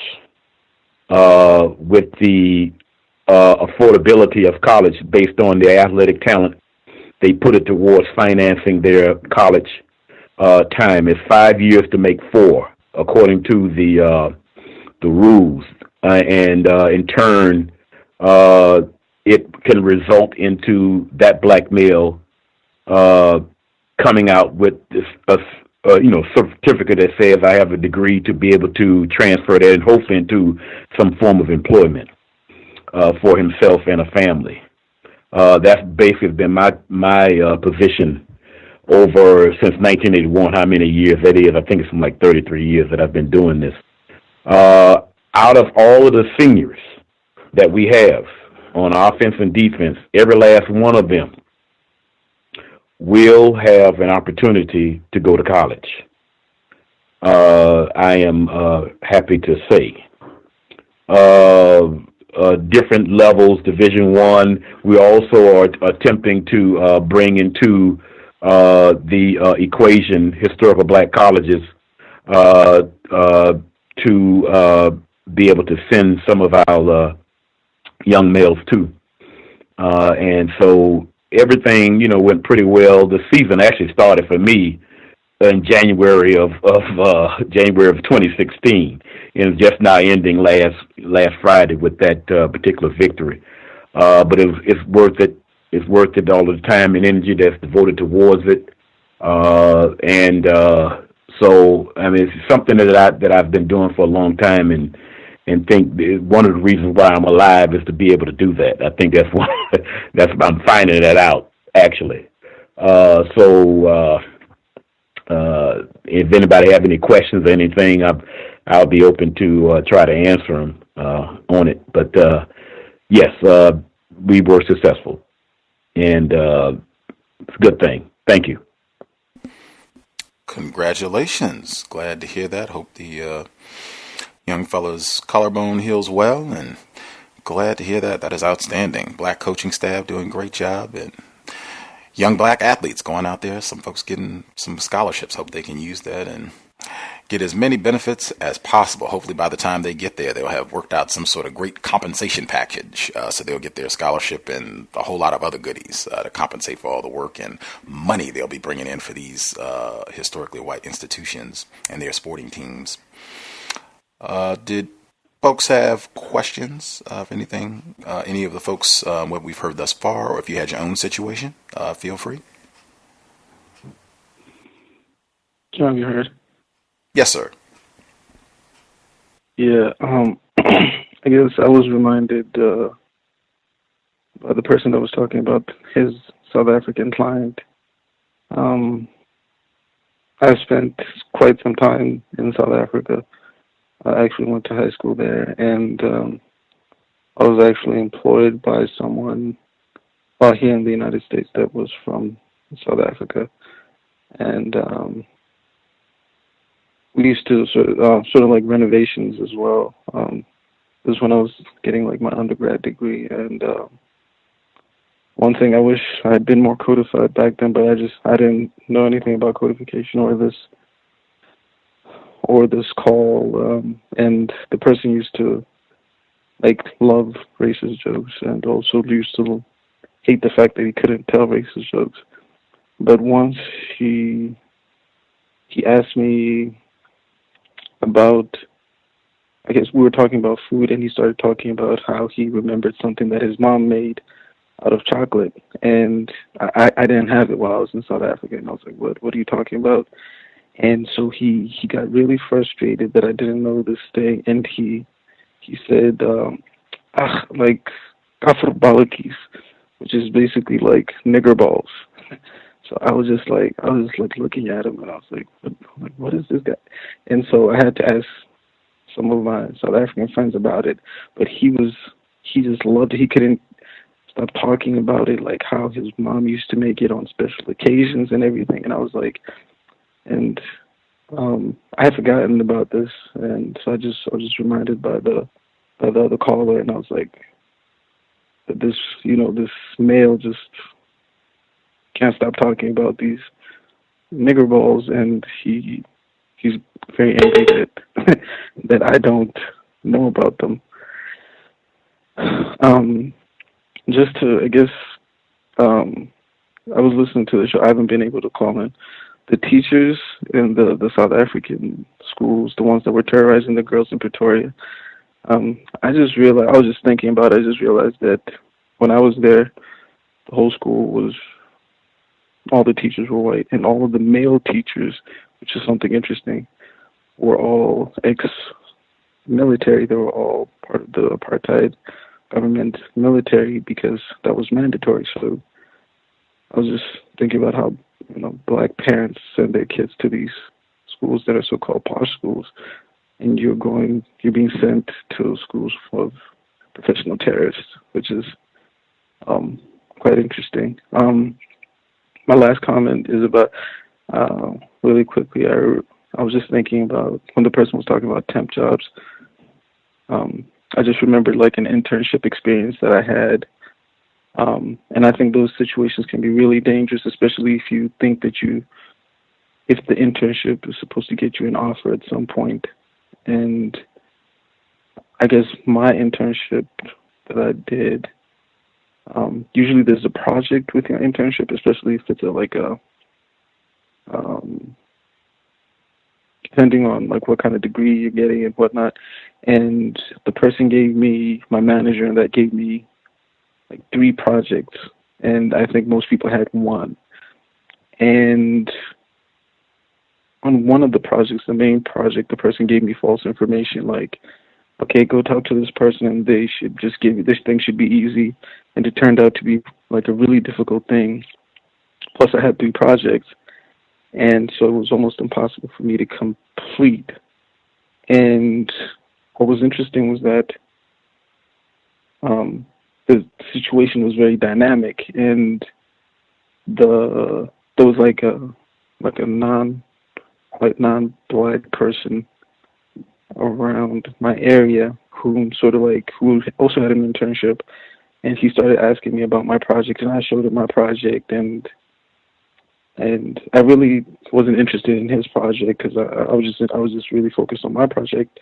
And I remember just maybe a week before my final presentation, she says, "Oh, so and so, that's your competition." And I'm like, what?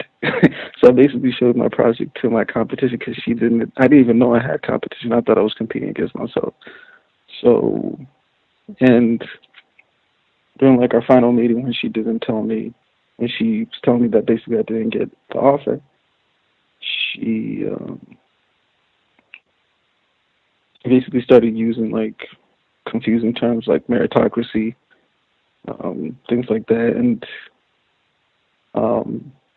I was just quiet, just looking at her. But I guess I would advise people in trying to get internships where you can get an offer is keep it as, it might seem crazy, but keep it as simple as possible so that you can focus on one thing, one project, so that you can accomplish that project and keep your time there as least dynamic as possible, because you can get thrown all kinds of things at you. And I think even a week before, she added even more things to my work, and I was and I didn't do it by then because I was just fed up. But yeah, that's all. Thank you for letting me share. For sure. Theme for the program this evening, at least, black people being taken advantage of either as interns or if you're a temp employee being taken advantage of. Same thing. They'll put that little carrot out there "Oh, we got you. Full time benefit." And you just never get it. You keep doing all this work, enslaving, and then you gave it to this person. Oh, we just don't have any openings, or whatever the excuse happens to be. Other folks in that withholding of information where you don't even know that you are competing against someone else, that's standard information as well. Again, Dr. Cambon talked about that when they say we are disadvantaged. He submits that's what they mean. That contrary to popular opinion, white people are not ignorant about racism. They are much more informed than we are about how things are operating on a planet dominated by white supremacy. And make sure I get in as well the book, A World More Concrete. I thought of it, and I just was talking, someone was asking me about top books, and I was saying A World More Concrete is not in my top 10, but whoa, it is right there. Maybe it should be. NDB Connolly, Black Mayo, we had him on the program last year. If you are a black person and if you were born in the state of Florida or you reside in the state of Florida, you should read this book. It is a great history about the history of real estate and white supremacy, land, property ownership, and just totally obliterating black homeowners and renters, whatever it is. If you're a black person and you need a place to stay in Florida, you should probably check this book out. Or even if you're a black person, you have a place to stay, you should check this book out, A World More Concrete. That it goes to exactly the point that was made. And when Mr. NDB Connolly was a guest on the program last year, it was because he did a program where he laid out exactly what was stated earlier, that white people will have plans for 100 years. In fact, during that interview, they have the plans online where you can see where white people were talking in 1900. This is what we want this area to look like by 2000, and it does. And you can see how it evolved over time, where they wanted the Negroes to be, where they wanted the white people to be. Exactly that. Again, white people are not ignorant about racism. A World More Concrete, NDB Connolly. Great book. Other folks that we have not heard from, did you have commentary, questions, your own experience you want to share?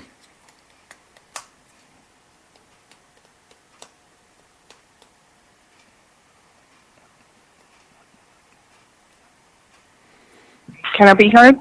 Yes, ma'am. I wanted to share an observation and a personal experience. This particular observation occurred yesterday towards the end of the shift, about 4:30. Shift ends at 5. a separate department from mine. I work in a health insurance setting for Medicare Advantage. So most of our customers are older people over 65 receiving Medicare, which is government funded. This department was basically the responsibility of this department was to accept requests from physicians to get medical procedures done for our customers. The workload was so extreme and the staffing was so low that the supervisor of this department, a non-white black female, was forced to have her staff delete the documents and request new documents with a new date because the workload was so extreme they weren't able to approve the documents in time. There's a due date, I think it's like 42 hours where you have to approve these procedures and these documents. A lot of documents weren't being able to get approved on time, so they would delete them and have them resent as if it never happened. This is considered fraud. This supervisor let upper management know that staffing was short. The staff had been on mandatory overtime for over a month, and work wasn't getting done on time. Upper management refused to create new positions to fulfill the workload, and they ultimately fired the supervisor. It was a huge scene. They escorted her all the way to her car. They didn't allow her to gather her little trinkets from her desk.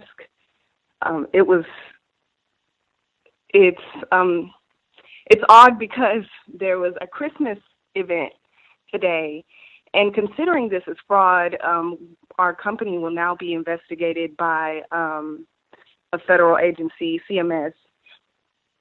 So it was interesting to see all of upper management, who are all white females.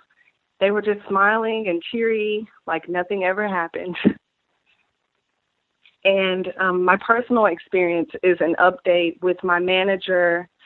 I spoke about her about a month ago. She had written me up for an approved half day off. We recently were supposed to have a week's pay bonus for Christmas.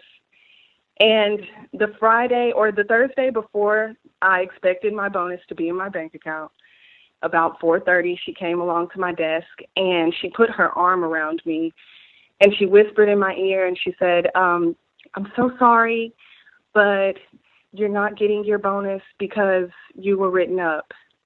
There was nothing I could do about it. It's policy, it's procedure. Thanks to you, Gus, I had reviewed that policy and procedure. Bonuses are up to manager's discretion. It had nothing to do with my write-up. And before she walks away, I actually thanked her for warning me so I didn't have to be upset Friday morning. And before she walked away, she looked at me and she said, you know, I'm so glad that you made the decision not to go to the other department, not to transfer. I'm just really happy that you made that decision. And I think her saying this, I might be wrong, but I think her saying that was a way of letting me know, like, hey, if you try to transfer again, I'm going to retaliate. And that's all. Thanks for letting me share. Wow. That is extra gangster. Wow. That is on both ends of it, your personal and then the first situation. Remember what I said earlier about those trinkets? That's the other end. Like I said, now people can look at it as, oh, that's gallows humor and oh, it's, such a sin. Whites, if they want to fire you, it's really nothing that can be done about it if they really decide that they're done with you. If that time comes, we hope it doesn't, they might not even allow you to get your trinkets.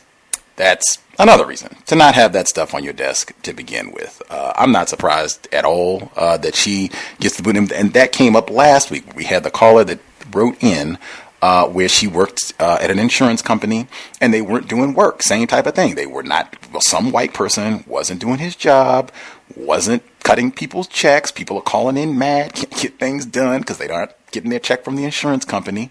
Backlog, and then they know that this person hasn't been doing the job, so then we'll go through this farce and pretend, and then we'll just blame it on, generally find somebody black to blame it on, and then we just go about our business. They're not ignorant. They know these people are incompetent and stealing or whatever else that they're doing, playing bingo, as opposed to doing their job. They know this. We know we don't have enough people to get all this work done. And then fraud, as you said, to just delete them and act like they were never here to begin with. I mean, these are the type of things that are happening all the time on the job. And white people, it's been my experience that white people, they tend to be more knowledgeable that these type of things are happening. They know other white people. This is their, brothers and cousins and friends. They know folks, So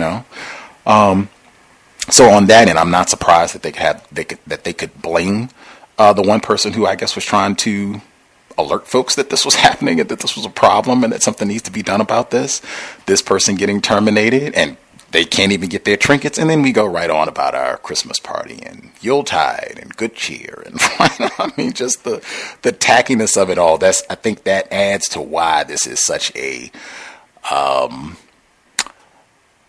just unpleasant season, to put it mildly, for a lot of people. Just the tackiness of racist man, racist woman, racist child is really glaring, in my opinion, during this time of year. But that her situation, and then with you personally, that is my word. Policy and procedure, too. Always beautiful. That's music to my ears, hearing people saying that they had already reviewed their policy and procedure, so they knew what the rules were regarding what was happening. But that is my word. I have a whole tab on my browser for that. Discretion. I have said that is got to be whites' one of their favorite terms. That is just racist code for feel free to practice racism at will. You can just do whatever you want, make it up as you go. That's what it means. Feel free to practice racism at will. Just that term, it comes up so often. It's so pivotal. When you see that pop up in policy, like, you should be, I'm going to catch it. That's what you should know already. I'm going to catch it, and then you can start working on things that you can do to try to cut that off. But anywhere you see that in policy and procedure, this is not going to work out well for me every time you see that word. The hand that that's why I said that's so gangster, because that just seems so Godfather to me, to come up and, let me console you. Yes. No bonus for you this year. Sorry. And if you think you're going to try to transfer again, I think I agree with your assessment of that. If you, think you're going to relocate someplace else, there are other things we could take. Have a nice day. I mean, that's just total gangster racist move. Like, why was there anything else you wanted to add? Or are you good? I'm good. Thanks, Gus. Stunning. Stay on your toes with the job. Wow. If other folks, we have not heard. Oh, wait a minute. I need to read. I need to get some of these in. So, different person wrote in. Okay. Black male, victim of racism. Number 2, my friend is a black male, victim of racism. Number 3, everyone else in this report is either racist or suspected racist white person. So on Thursday, February 4th of this year, my department had its weekly staff meeting. The meeting included the planning director, the planning manager, the transportation manager, the zoning manager, and some of their staff. This person actually lists names. My general policy has been to not read names, just because I don't want to make an error and read somebody's name for a job where they don't want to be identified or what have you. So just for my code, so I don't slip one day and identify someone, I'm going to see. I think I am not going to be able to do it, because they're just identifying people, so you would have no idea who is who in the story. Wow. Well, so let me go back and read this and put the names back in. So on Thursday, February 4th, 2016, my department had its weekly staff meeting. The meeting included the planning director, Eric Vinson, planning manager Tom Meeks, transportation manager Keith Brockton, zoning manager Scott Parks, and some of their staff, Patria St. John's, Tyler Stone, Suzanne Terry, and Monica Floyd, and the person writing this, the victim of racism, black male. During the meeting, Eric brought up one of the department vehicles and making sure that when you hear something wrong with the vehicles that staff should report it. At that point, I said that sometimes some of the noises that come out of a car can seem normal and the noises might not come off as something being wrong with the vehicle. At that point, Eric said that he disagrees with my assertion and that what I said lacks common sense, direct quote. I admit that I didn't like what Eric said, but more than that was the tone he used when he said it, in a tone of rudeness and a bit of condescension. After the meeting, I was approached by Suzanne, and she said about Eric's comment, Eric was being a dick, direct quote. At this point, and for the rest of the day, I was not sure what I was going to do about it. I spoke with a friend about what I should do about what transpired. He advised me to sleep on it before doing anything so that I could not be emotional. Great recommendation. The next day, I decided that I would speak to Eric about the rudeness of what he said the day before. But first, I decided to speak with my immediate manager, Keith Brockington, about what happened in yesterday's staff meeting. Keith agreed that what Eric had said was rude and that I should speak with Eric about it. Keith also thanked me for telling him first before doing anything else. Keith went on to say that after Eric said what he said, though the other people in the room might have been snickering if you looked over to me, I didn't have a smile on my face. That's all a direct quote. Keith advised me to be as respectful as possible when speaking with Eric.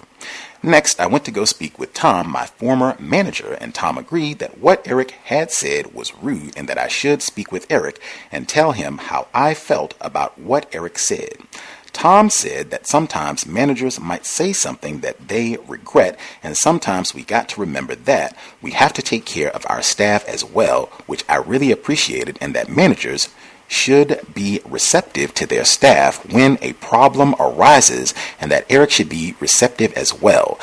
Tom did advise me to be as respectful and tactful as possible. Finally, I went to speak with Eric. I looked Eric in the eyes and told him that I felt what he said yesterday was unprofessional and rude. Eric then responded that he did not feel he was being rude, but that he was disagreeing with what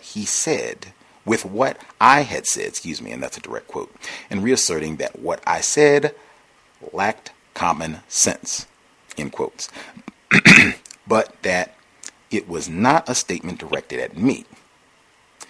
It was at that point that Eric decided to tell me about something that I had recently done. Back on Wednesday, February 3rd, 2016, I was covering the front counter in the zoning department. Eric said that while at the front desk, someone complained about me texting on my phone, giving the perception that county staffs are not doing their jobs. But while he said every word, I looked him in the eye, refusing to look away so that I can take in everything he said. I assured Eric that I understand what he was saying and that I wouldn't do that again. Now, Eric did mention the zoning department front desk situation in the staff meeting yesterday to the entire group, not directed at any particular person. Eric continued to speak, telling me about what I had done in the front desk, along with disagreeing with what I said about some noises in a car sounding normal, meandering around his selected words and tone, conflating both to his responsibility in his position to correct when I or any other staff member does or says something wrong. Eric finished by saying that if I'm looking for an apology, that he doesn't have one for me. It was at that point, after a couple seconds of looking each other in the eyes and awkward silence, then Eric, looking away, concluded our conversation. On a side note, this is the second rude indiscretion that Eric has done, but the first I'm documenting.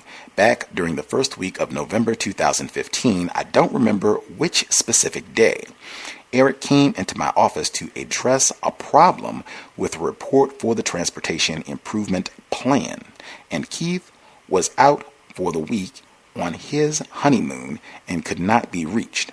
So Eric enlisted my help so that we may address the issue. Eric, while in my office, proceeded to pull up a chair and put his feet on the side of my desk, not the top of my desk. But I do think at that point, Eric did realize what he was doing and almost immediately put his feet back on the floor. At the time, I felt this to be rude, and after talking with a friend, I let it fall to the back of my mind.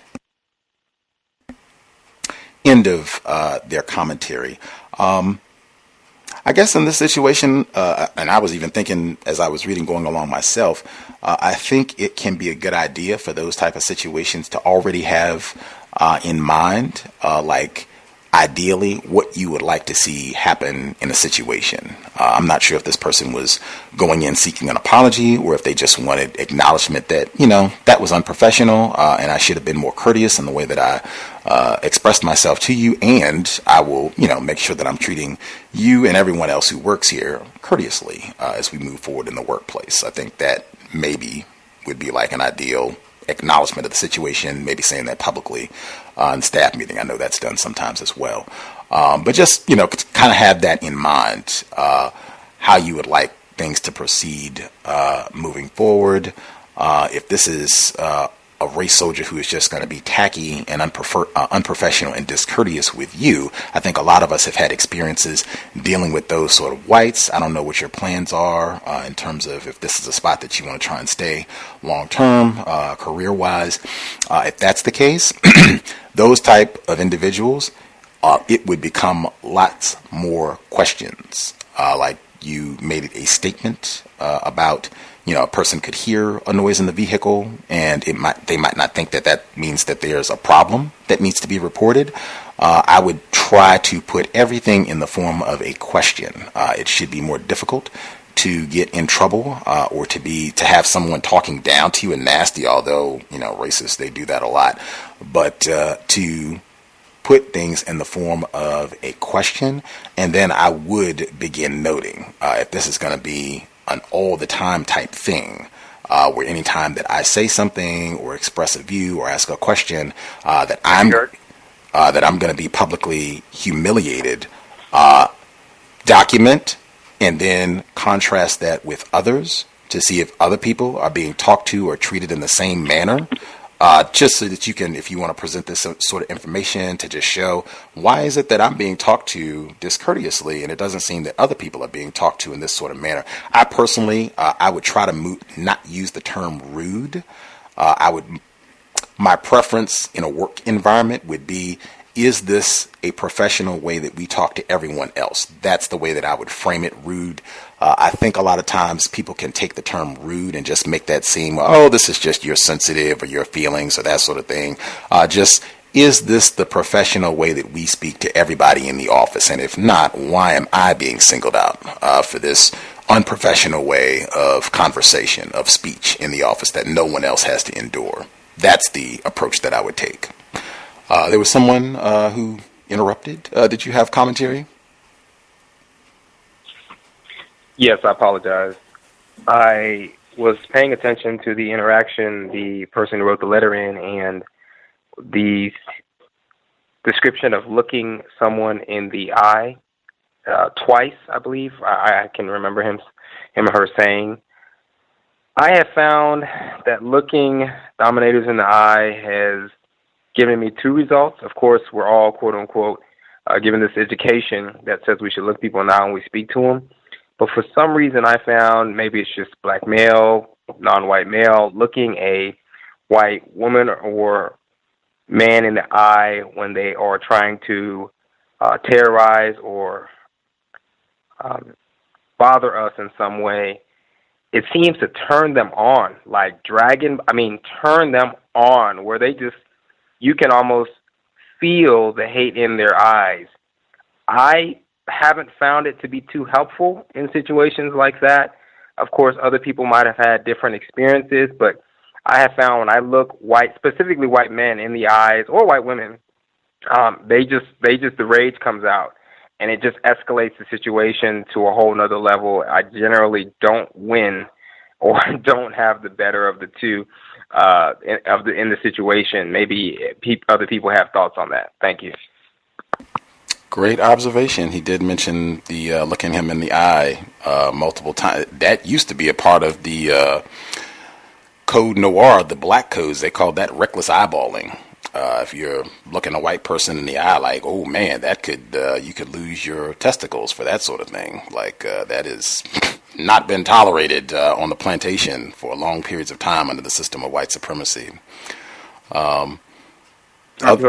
Yes, sir. Yeah, I agree. It's almost like an animal looking at their prey. You know, you want to watch it die. And I get that same vibe from making the eye contact. It's almost like turns them on. Like, okay, yeah, I got his full contact as I, totally practice, racism, white supremacy on him. I wanted to say something about the temp jobs.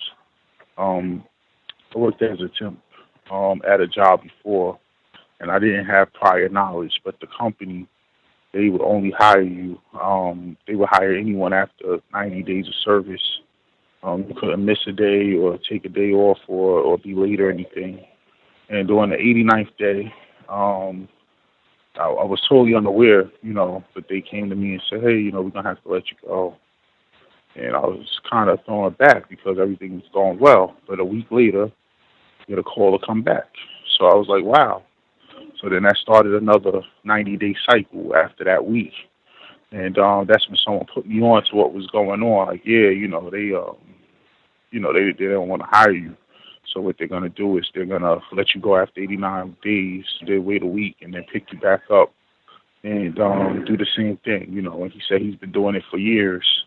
I just said, that's one of those things they dingled to get you into the place, oh yeah, we need people and, just do good. But it didn't, it doesn't work out that way. I'm just still going to do what they do. And also was another situation you brought up I had a comment on. I can't think of it right now. That in the short period of time I was watching the show, listening to the show, it was another situation. But definitely the eye contact thing, I would say, I wouldn't say don't do it, but they get a kick out of it.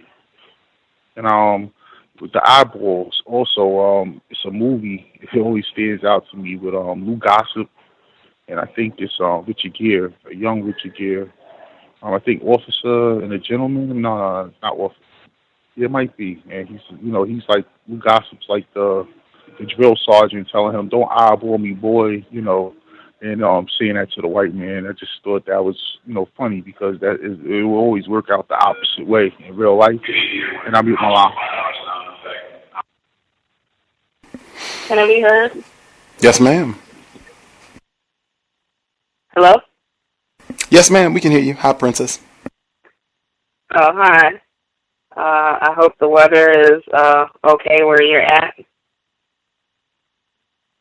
Absolutely not. It's 33 degrees. Okay, well, you sound like you're doing okay so far. So, I just wanted to share as far as, I've been out on leave because I had surgery back towards the end of October. But, I'm still, out right now.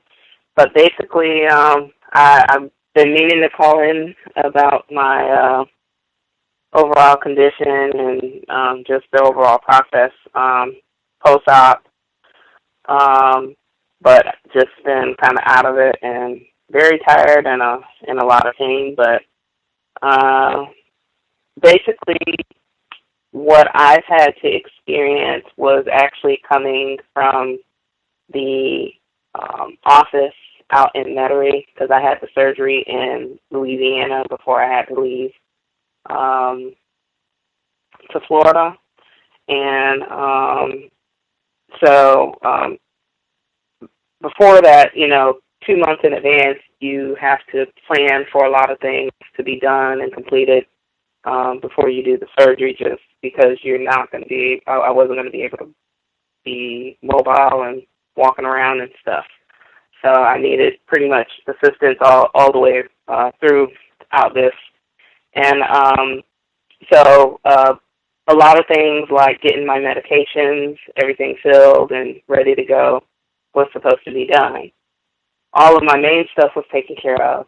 All of my initial pain medication was taken care of, other than my topical creams and scar ointments and stuff. That was supposed to be done by the receptionist, who happens to be a white female. The nurse, or the doctor's assistant, is a black female. The doctor, I suspect he is a gay white male. But nonetheless, everything overall as far as the surgery went well. It was post-op where I ran into issues, and it stemmed primarily from miscommunication from the receptionist, who had been rude, discourteous with my mom. It seemed as if when we was in there after the surgery, when I needed to try and look at getting, my mom wanted me to get another boot or shoe versus the one that they gave us in the hospital. It was as if she felt that I didn't deserve that, to get the boot or this other type boot, and it was recommended to us while we was waiting to be seen by another patient who was also a black female. So when we asked about it, the black nurse, when she saw the white receptionist bring this other boot or whatever it was, she immediately said, "Oh no, she's not going to get that." So she went and got the proper one. And you could tell that she was already getting agitated with her, the white female.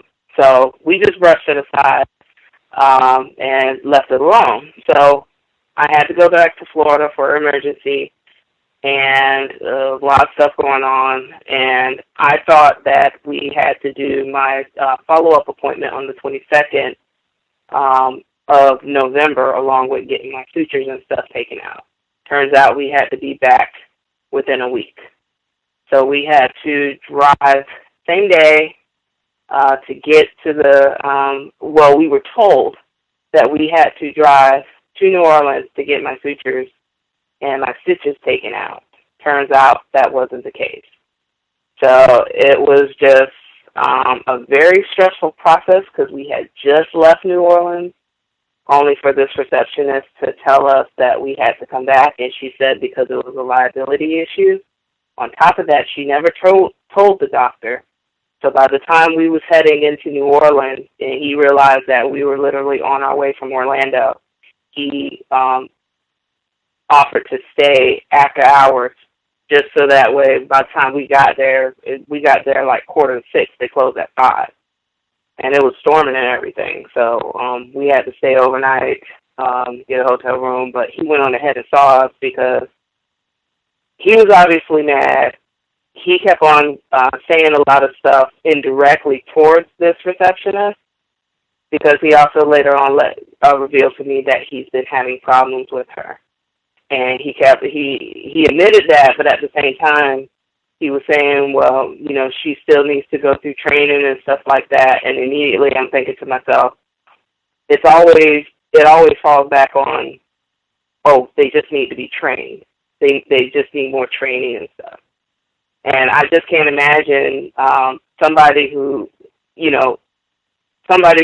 would have had the type of surgery that I had to have to sit up there and just go through all this stuff because your receptionist gave us this information, and that cost us money.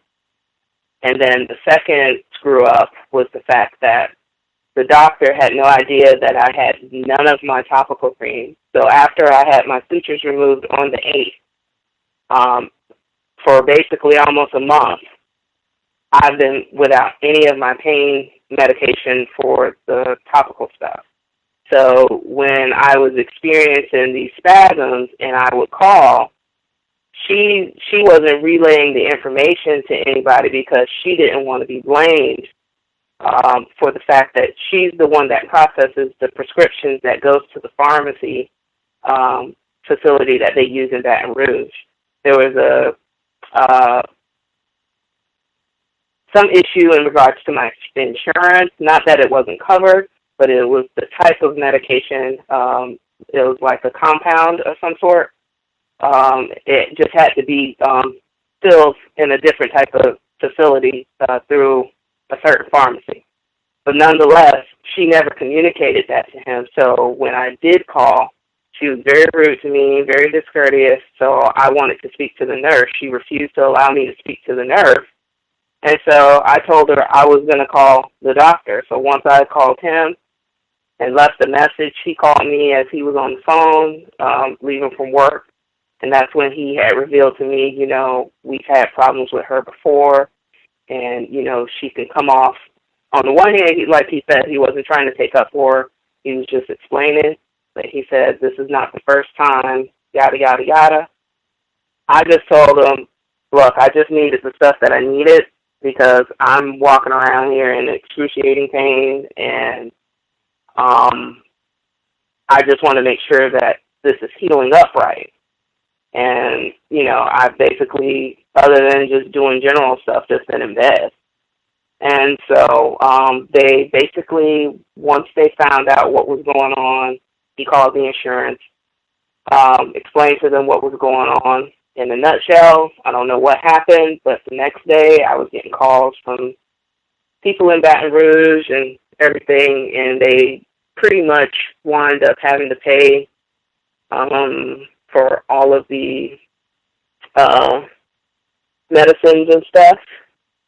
And they had to overnight everything to me because I had told them that basically I had to wind up going to a regular retail pharmacy and just getting some scar cream, and I've been using Neosporin. And the pharmacy rep, like, she just kind of freaked out. She was just like, what? And so, you know, they just kept on apologizing, probably because they knew they could get in some serious trouble. But, yeah, that was my thing. And even now, like, I had to call just the other day to get an extension for my disability, and she answered the phone and didn't address who she was. And it's just, it just seems like whenever I have to call there, because she is the receptionist, it's always, I'm just on edge because I'm anticipating white terror at any moment with her. So I just try and stay reserved and stay, you know, get from point A to point B and just get what I need and just hang up the phone with her. But that was my situation. Just need to have a little patience on that training, princess, and you know she'll come around. I thought that was a great observation because it's the exact same thing. It doesn't matter if it's Daniel Holtzclaw raping black females, if it's Darren Wilson gunning down black teens, if it's this, you know, white race soldier who is making it so that you don't have your appointment set up or that you have to go all the way to New Orleans in the first place. Just for people, I know we have international listeners, Florida and Louisiana are not that close if you got to drive, particularly southern Florida. It's not that close. I have not driven from Florida, but I've done like Georgia to Louisiana. That's not close either. So I can only imagine having to add the extra, having to drive from Florida, particularly southern Florida, to Louisiana. That is a lengthy amount of time to have to do all that driving because whites have botched the information when the doctor could have recommended someone where you are in Florida. So you could have cut out all that driving. I think that might even be 1,000 miles. I mean, we're talking a hefty chunk of driving in a storm, no less. When you have whites who are botching information and messing up your appointments and messing up your information so that when you have a surgery, something that's serious like that, and you don't get all the pain medication you need, you're hurting, you're having to deal with that and be in pain on a daily basis just because whites, racists, have that much control over our lives. That is the magnitude of this problem, and it's not a training issue. It is totally not. She's just ignorant or she doesn't know what she's doing. That's not it at all. This is probably some no-count white woman who is not like brilliant. I'm sure she's not some Ivy League educated white woman who's working as a receptionist in this doctor's office. This is probably some no-count white woman who could be on drugs or anything, and she's there, and this is the type of authority. These are the type of problems that she can make for black people. I'm sure you're not the only one where she can just terrorize them. And I mean, just all of these problems. And you notice, you go down there, I don't know the time frame, but you go to go see the doctor in Louisiana to see about your foot and everything. You come back, you have another interaction, she's still there. She doesn't get fired. You see that with black people. We forget to fill out a form. You come in with mismatch socks on. Oh, here's your pink slip, out of here. This white woman can cause all of these problems. She's still answering the phone and doing a poor job at it, apparently. Can I be heard? Yes, sir. Yes, to keep it on focus with workplace racism. Let's say on the job injury,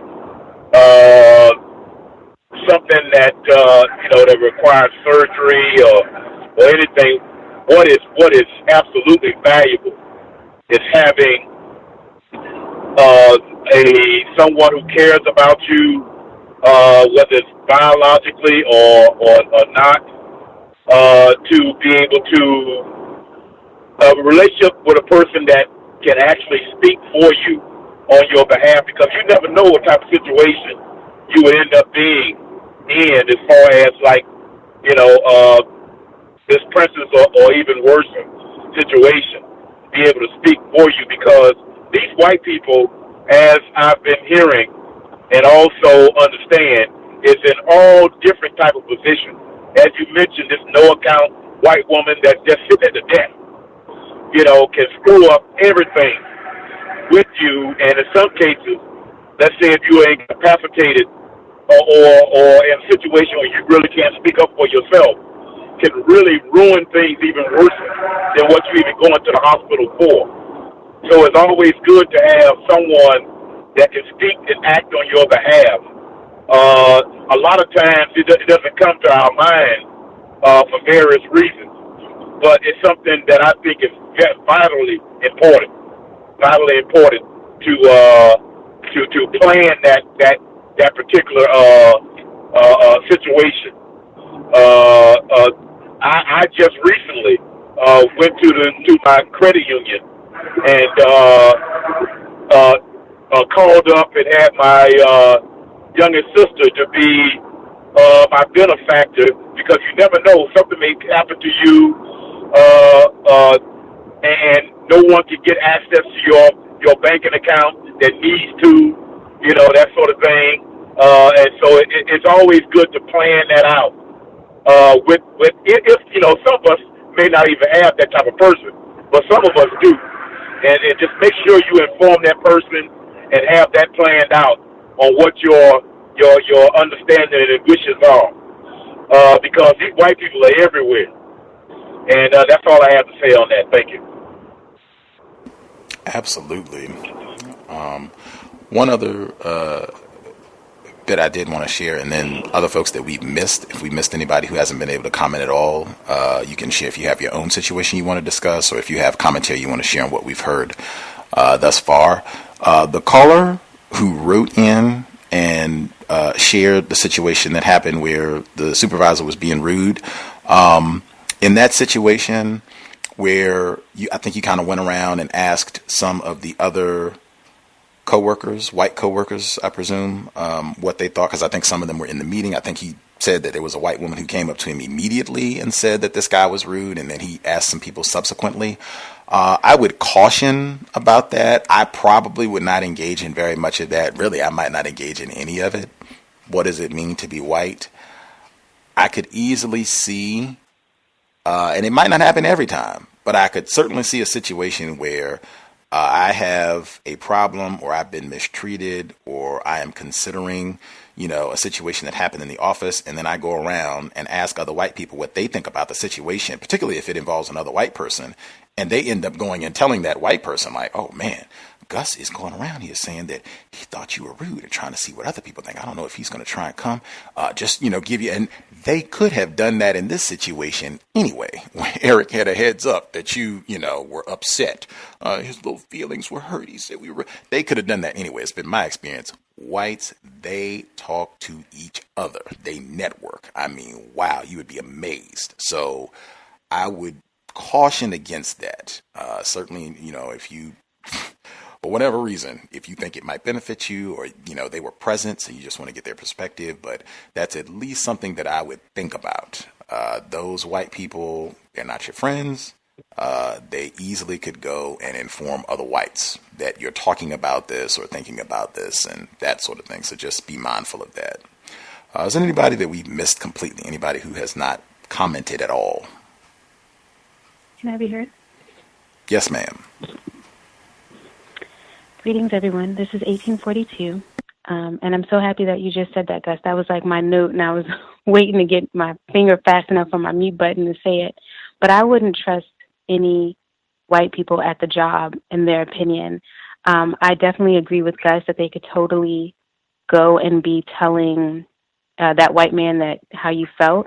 But they could also just be provoking a situation too, I think, where they would like to see how this pans out, or they already know that maybe Eric is just rude and like knows that this is how he's like. They might have more intel on Eric and they might know that you going and doing that, like begging you on to do that, is going to put you in a very uncomfortable, compromised situation in his office where, he tells you, if you're looking for an apology from me, you're not going to get it. Like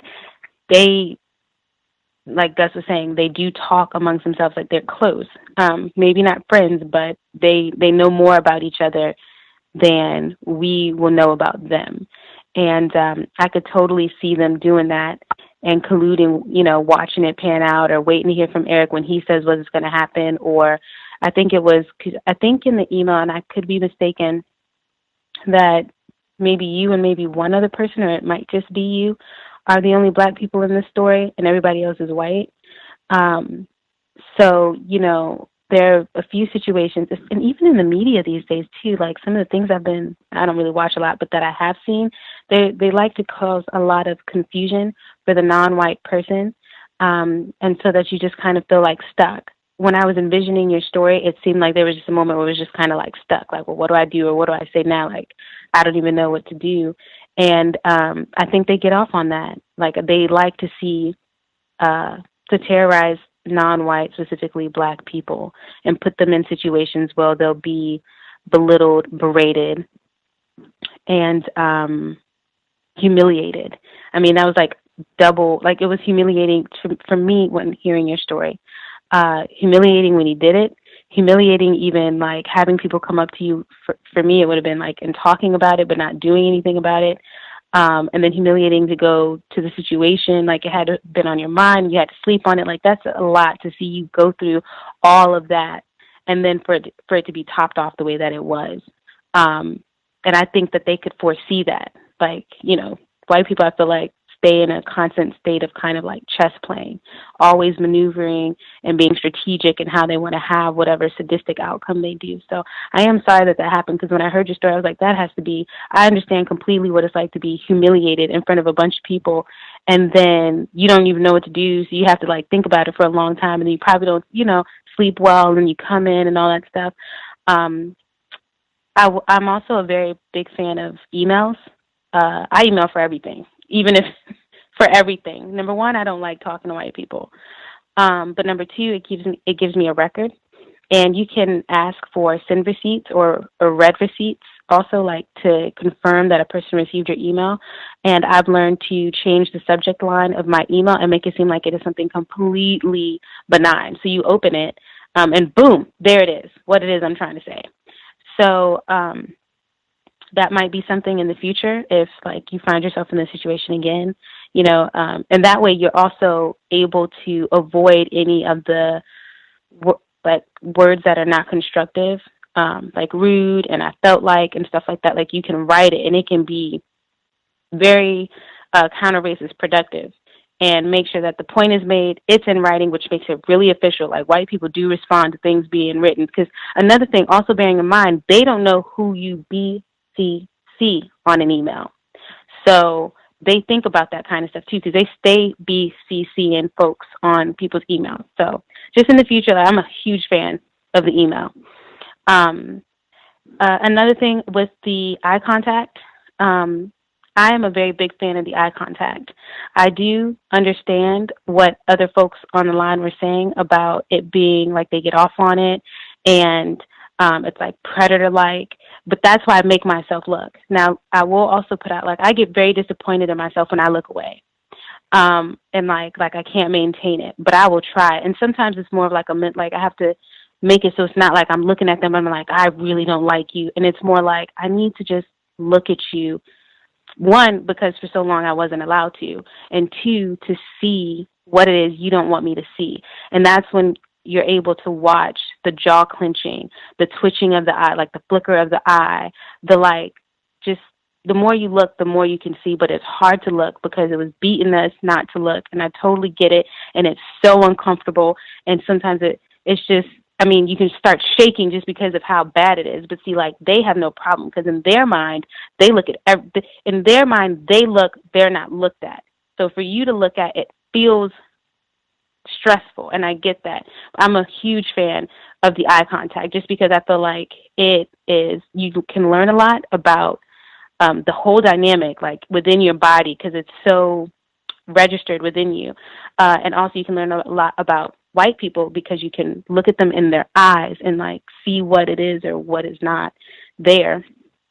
And learn a lot about yourself, I can speak for myself. I've learned a lot about myself just by, like, how when I become avoidant, or when, like, if I've been belittled, like, all of a sudden now I don't want to look at white people in the face, or now I'm getting all glitchy. You know what I mean? Like, it's just, I'm a fan of the eyeballing, of reckless eyeballing, as uncomfortable as it can be.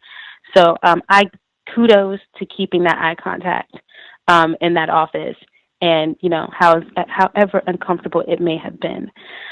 I took a couple notes. Is it okay if I share some stuff on other people's story real quick, guys? Proceed. Okay. For the guy with the real estate, and because you spoke so much earlier, I hope I'm not, like, mixing anything up, but did he, from what I recall, he called you the B and the brains, like the B word and the brains, and then Gus asked you, how'd you respond, and you weren't really sure? That kind of goes back to that other thing, like, white people like putting us in situations where we would it's like when Dr. Francis Cress Welsing would say, like, the 3 questions for a mental health test. Do they know who they are? Do they know where they are? And do they know what time it is? And not that all white people know those 3 questions, but I think they're, like, putting us in situations where it looks like we don't know the answers to those questions just because we have, like, a deer in the headlights kind of stare, or we're so uncomfortable we don't know how to respond. And the white person in their mind is like, I wish somebody would just, this man call me the B, and, like, you know what I mean? But he can do it watching, knowing that he has more power in the situation because he's white. And I would just say, like, to keep thinking about it, because you weren't really 100% sure. I mean, I totally get it. I'm all the time put in uncomfortable situations, and by the time I, like, get off of work, I'm so exhausted. I have no patience, and all I'm sitting here thinking is, like, did that really happen to me? And did they say that? And now I'm obsessing about it, and it's just not good. But definitely, perhaps, and then you mentioned something about that not being the first time that he said things like this. Maybe begin to, like, have some kind of codified response that you could practice, which is advice that Gus gives on these calls. Something, to the effect of, not around me, or don't call me that, or don't talk to me like that. And it will be hard at first if you're not used to it, but maybe that might be something, because, if you let them do it one time, they're going to just, who knows what the next thing is, because to me that's a lot. Who knows how far that will go, how far this white male will carry that with you. And, don't let him terrorize you like that. And then congratulations to Mr. Firefighter. And I would say, I didn't know that the scholar, I think in the Bay Area is the way you put it, I didn't know he was so young. So if you listen in, fantastic. Keep up the good work. I did not know you were so young. And goodbye, Uncle Tom. I'll reiterate just in case other people might have like heard it and it went out, like they forgot about it already. Goodbye, Uncle Tom I would say that's important to see. So it's on YouTube. And then just overall about white people, one of the things, this week was so exhausting for me at my job. And I don't even talk that much at work, but it's, 70 or whatever percent of communication is body language. And so much of it is tone. And it's like all over the place. They're always posturing and positioning. And so like when one person, it's like two animals. You have two animals. The minute one's like, I'm about to attack you, that other one doesn't really have the choice to say, look, you know what I mean? Not right now. I'm tired. That one says, this is what it is. And so no matter what, every time they just get in that mood, like they just want to terrorize you or attack you or belittle you, and you're in their environment, which, the whole world, but like especially on the plantation, you're engaged in this psychological war, 9 to 5, 8 to 4, whatever your hours are, because that's just what it is. And they said that's what it is. And all you can do is leave for a second, but you can't even go away that long because then it's like you're not. And it's just so much. And so I definitely pay attention to the posturing and the body language and the tone with which people are talking. I don't even care what you're saying. I care more how are you talking to me? And I had, okay, I'm the one in D.C., the inauguration is happening. I'm like a block away from the White House. So a security chief, deputy, somebody important with the White House, black man, comes in and is going to all the buildings within a certain radius of the White House to inform them of what the procedures are going to be and whether or not cars are going to be allowed to park, if they need to get up to the rooftop to make sure that they don't have, blah, blah, blah, etc. The two white males in the property management office come out. And it's so interesting because they never take black people to their offices. They always meet them at the door and do the entire exchange standing up, and it's real uncomfortable. When white people come in, white people can just walk right on in, go back there and do whatever, even if they don't know them. There are no white people that have to stay in the front. And I was just like, So I had tea and I sat back and decided to just watch and make it obvious that I was watching. I'm about to leave, so my patience and my desire to blend is just fading away. And so I was like, I'm going to just watch and stare at the white people as they're talking to this black male. And the entire time, their body language was the black man came in confident, cool, everything. He saw me. He was like, hey, I need a da-da-da-da-da, blah, blah, blah, blah, blah. I was like, all right, cool, let me get them. Or actually, they heard him, so they came out. And next thing you know, one just crosses his arm and then takes a foot back, which is the fighting stance almost.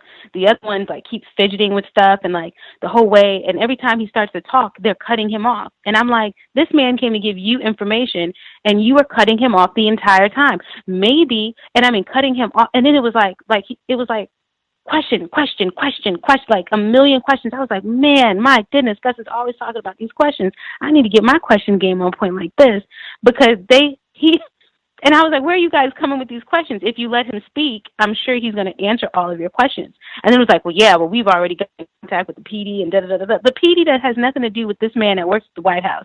You see what I'm saying? He's about to give you the business. They take their direction from him. He's, anyway.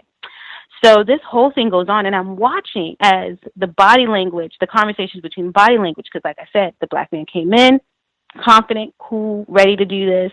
The white man came out, one all anxiety-ridden, fidgety, all less whatever. The other one all hyper-aggressive and forceful with the folded arms and the back stance and, the whole posturing where you So then I watch how he all of a sudden loses his confidence, and now he's looking down and never making any contact, and now it's a whole bunch of laughing, and to the point that I guess he can't take it, and he realizes, who is this black girl just sitting here sipping tea watching this? And he's like, you just gonna sit there and sip tea or coffee? And I was like, well, it's tea, but yeah, and then it was he had to get it off his chest, and it came at me, but I was cool because I was like, I totally understand. I'm watching it. And, and then they make some jokes and stuff, and then they talk about the weather, and then he leaves with his head hung down. And I was like, this is fascinating. This is what they get to do all day long. Get dressed, leave their house, terrorize non-white people, feel better about themselves, go home, and then just do it all over again while we have to sit here and decipher what's going on. Anyway, paying attention to the nonverbals is really, really important. The 1842, the one who's always being touched. Well, I have my Christmas. I have to plan the Christmas party, so I don't have the option of not attending. I'm like the host, but whatever. This is my last one. Whoop whoop. It's over. So I'm sitting talking back face to the elevators, talking, entertaining, blah blah blah blah blah. And this one I had told y'all about. He came and touched me. When I tell you he touched, I don't know how to explain it. The elevators are to my left, so I didn't even see him coming. I literally had wasn't thinking about it. He came and touched this time the left shoulder and the back. When I tell you my left hand grabbed his arm and pushed it, and this is this old man too, and he's like White House important, like secretary, chief of whatever, you know what I mean? And I just, because I recognized his voice when he said my name and he touched me, and I cannot be touched no more. So I took his arm and I pushed it back. And people in the party was like, oh! And I just looked at him like, I wish somebody would. I'm not having it today. And so he walked away and he looked back at me like, oh, and I was like, oh yes, you will know, never again. So that happened. And then, yeah, that's enough with that. But thank you for letting me share. Fascinating. Wow. The touching said that it's great to have a code, and that's one of those that you can practice, right? Like your evasive move, if it's going to be a whole body thing or a snap, you can like practice some different ones. If you're seated and you have to move, or if you're standing, like you can try out some different ones, but that's when you practice it. I think you get in a good 10, 15 reps. You'll be ready to roll. And then whatever you need to say to follow that up with the, I appreciate it. Very against touching in the workplace. I'm a part of the team, but I don't do touching. Thank you. And I think that should solve that problem permanently, in my opinion. I just wanted to, you had shared so many things. I just wanted to make sure I got in the final comment that was read, and we had one person that I don't think we've heard from at all. So I'm going to get in the comment. This person wrote in. This one is short. Especially in comparison to the other one, super short. So the person wrote, this is a black male. On Friday, December the 9th, a young black male, who we'll call Mr. Young, was out making a delivery to some white folks' residence. During the time Mr. Young was at the residence, he and a mentally handicapped white female were flirting. Oh my. When I say mentally handicapped, I don't mean like Down syndrome, but it's apparent that something is not altogether right in her head. Also, she smokes weed. Anyhow, after leaving the residence, Mr. Young texted this white female from his company phone. Ooh. I'm pretty sure that he did not have the white female's permission to do so. The mother of this white female ended up having Mr. Young fired from his job. We both worked at, although the daughter pleaded for the mom not to call, allegedly.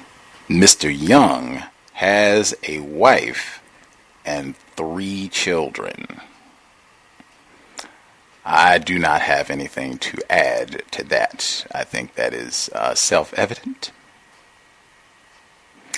The person that dialed in from last 4 digits 2250, did you have commentary you wanted to share?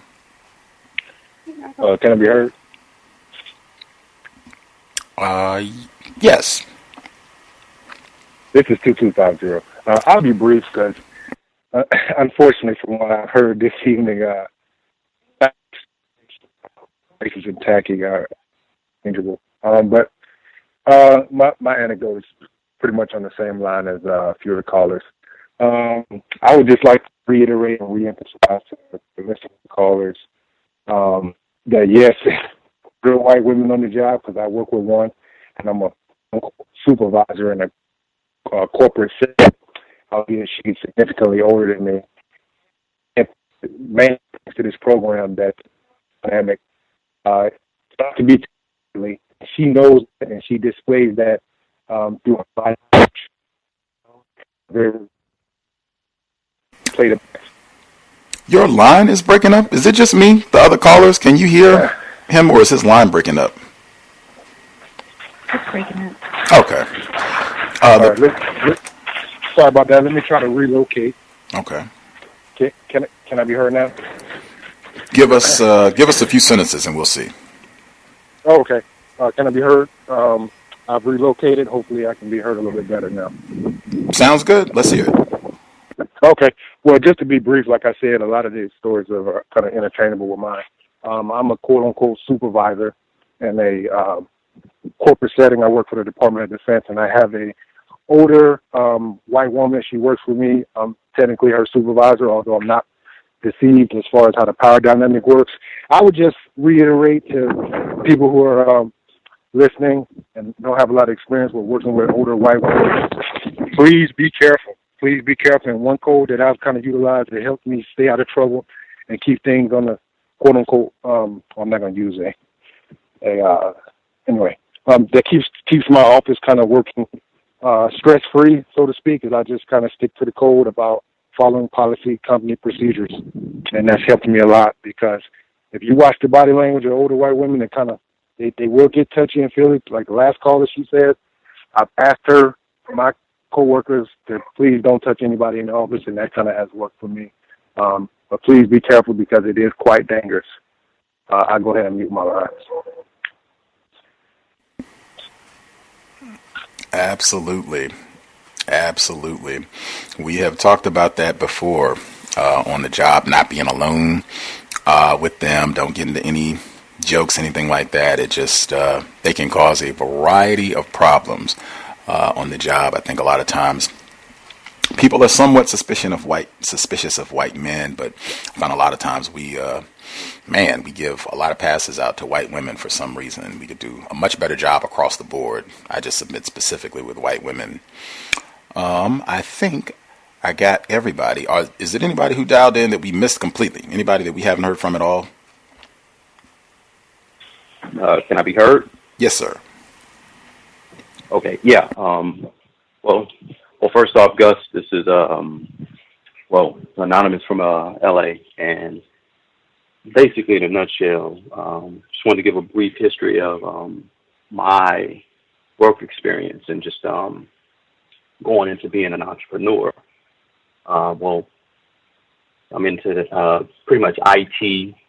Went to school for IT and worked for a few companies, and eventually worked for one company out here in Los Angeles, and worked there for a few years. And a little bit of like just nepotism in the company. I experienced that, saw a few things within the company, and you had individuals who worked, who had their own businesses on the side, and they would work with the organization or the company too. So I think I kind of got blackballed, you would say. I hate to even use that term, but I was talking to a few other brothers and sisters who were at the company, and just putting it in their mind like, hey, maybe we should think about forming our own company, LLC or whatever, to go out and look for, just to apply for different bids, or try to just do exactly what we're doing at this company, but, for ourselves. And, it was pretty simple. You just need an engineer, a few people who know how to implement the technology, and, of course, some people within the office who, may have some other connections with other people who could possibly go out and get contracts. Nonetheless, long story short, I ended up getting let go from that company. I think it was because someone told someone, like, hey, man, he's talking about doing his own thing or whatever, and this word got around, and they ended up letting me go. So I ended up finding another job with a person, a white guy, in the same general area, and he essentially said he would hire me for one rate. He said he would, hire me. I would come on for one rate.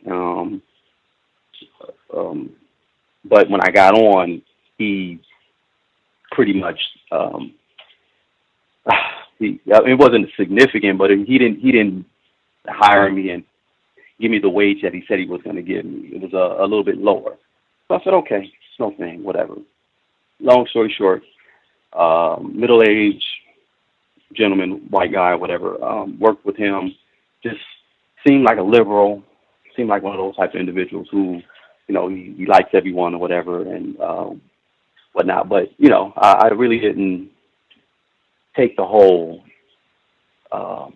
him telling me one wage and then hiring me for another. I didn't really take that lightly. I felt, he was practicing racism. I wasn't, codified or anything like that, but for the most part, I was pretty much aware.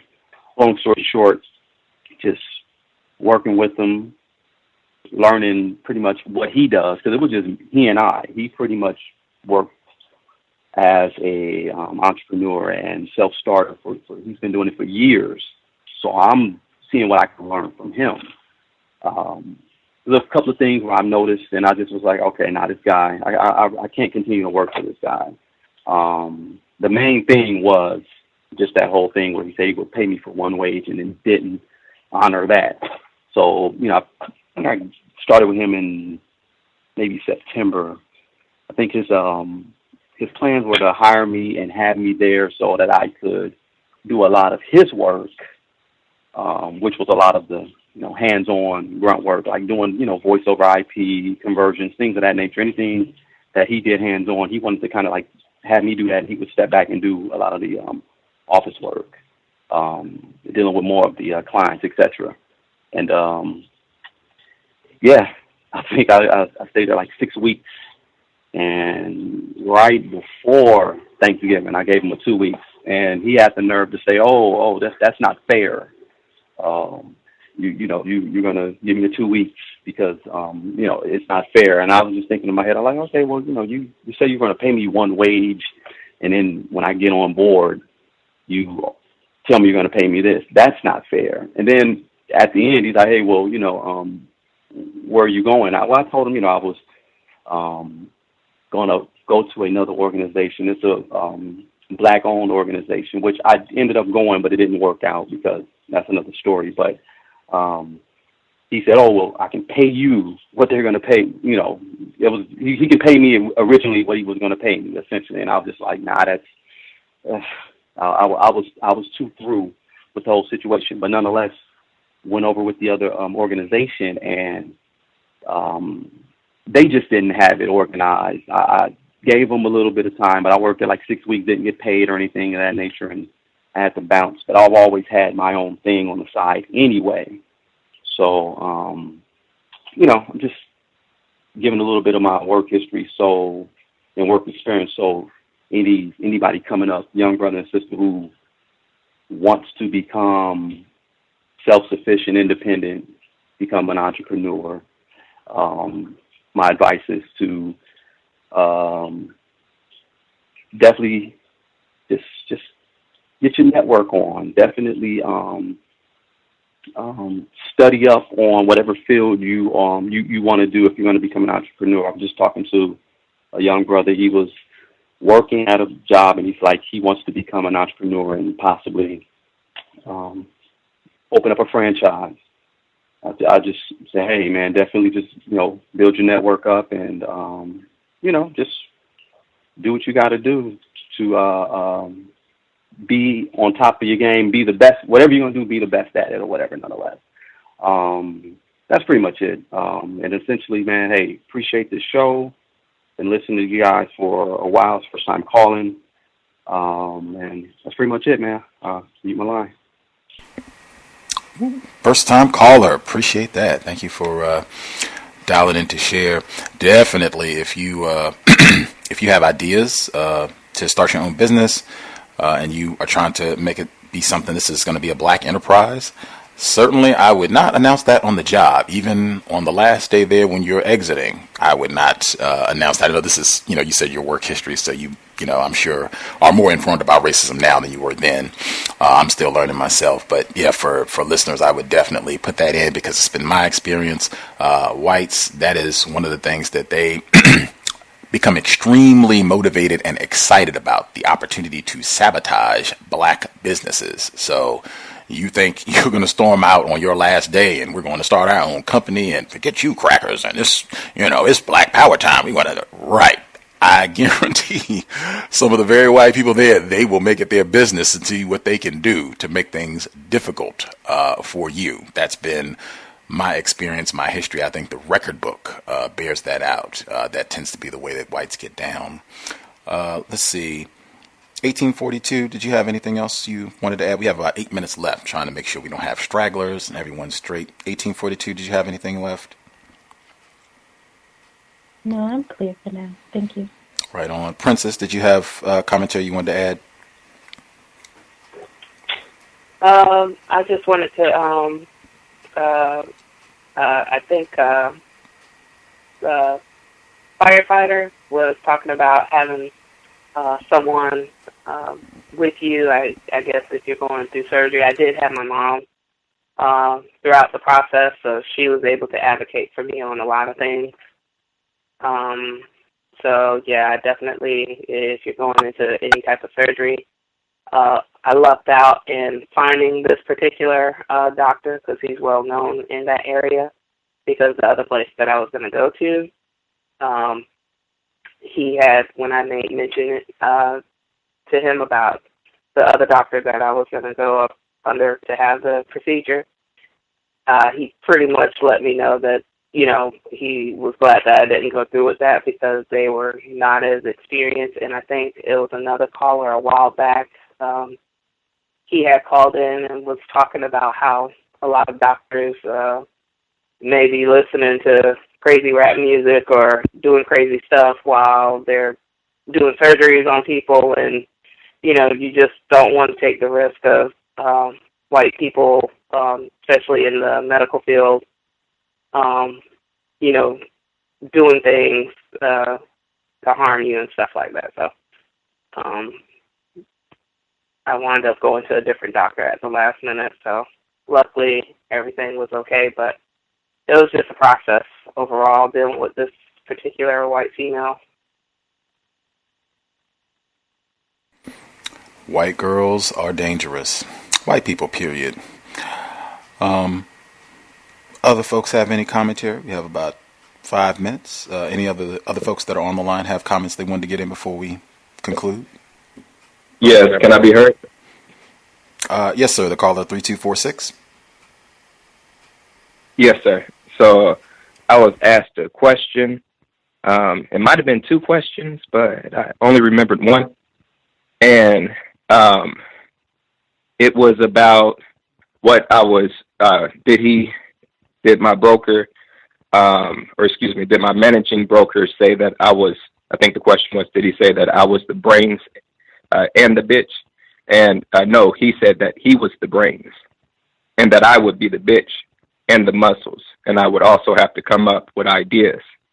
And then the lady had given given some suggestions or some advice, and I do accept that advice. Thank you. But I do want to say that was, 6 years ago or roundabout. So it was a while ago. I was rather young. And Mr. Gus, you had asked a question, though, about how did I respond? And she was speaking about how I responded to that, being called a bitch. It was a while ago. And then when you asked me, I couldn't remember exactly my answer was still true, but I just couldn't remember exactly what happened. I had actually told him, after he said that, I did correct him.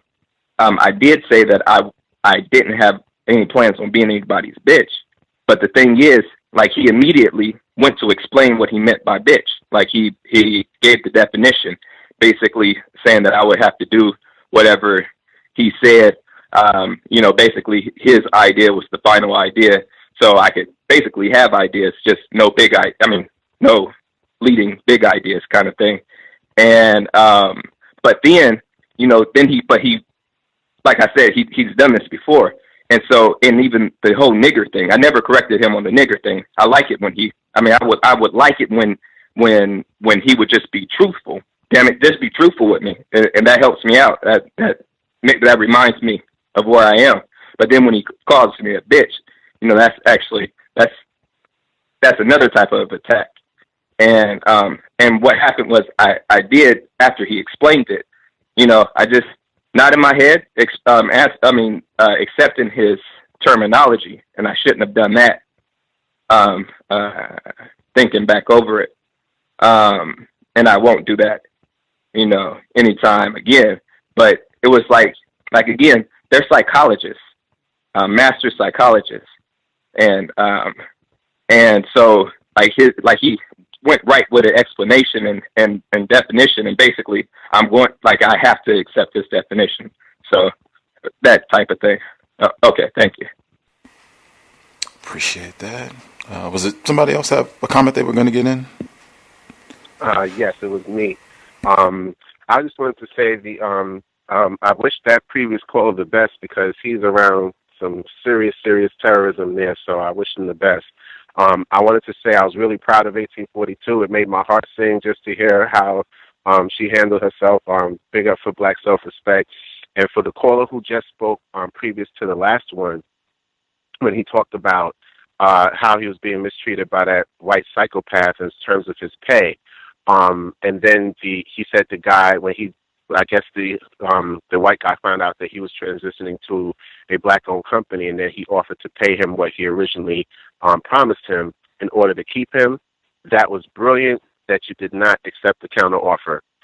Whenever you leave a company, do not go backwards in that regard. Whenever they give you a counter offer, they usually terrorize you 10 times worse once you come back and they knew that you were planning to leave. And I know that from experience. I've seen a few of my friends that have gone through that same situation, and they made that fatal mistake of accepting a counter offer when they were offered something at a different location, different company, and when they chose to stay, every time without fail, the terrorism intensified and magnified.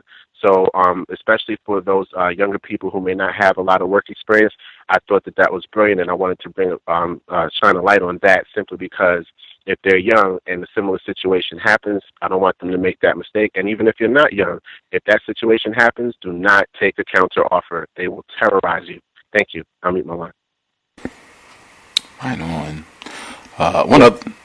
Just a quick suggestion, and then we'll get the other person. You can get our last comment. And I just wanted to say, I think it might be helpful if we not refer to the furniture at work, in the spot where you work at, as my desk, that possessive adjective, because it's not my desk. Like, they can come, it's the company's property, wherever you work at, it's their property. They can come and take it, and you might have to ask their permission to move it, or any of the other furniture that's there. It's not your office either. I think that might be helpful for us, just to keep us in the correct frame of thinking about who owns this property, and what we do with this property, how comfortable we are leaving things on this property that is not ours, since this is not my desk, this is not my phone. I think someone got in trouble earlier for texting on a phone that was not theirs.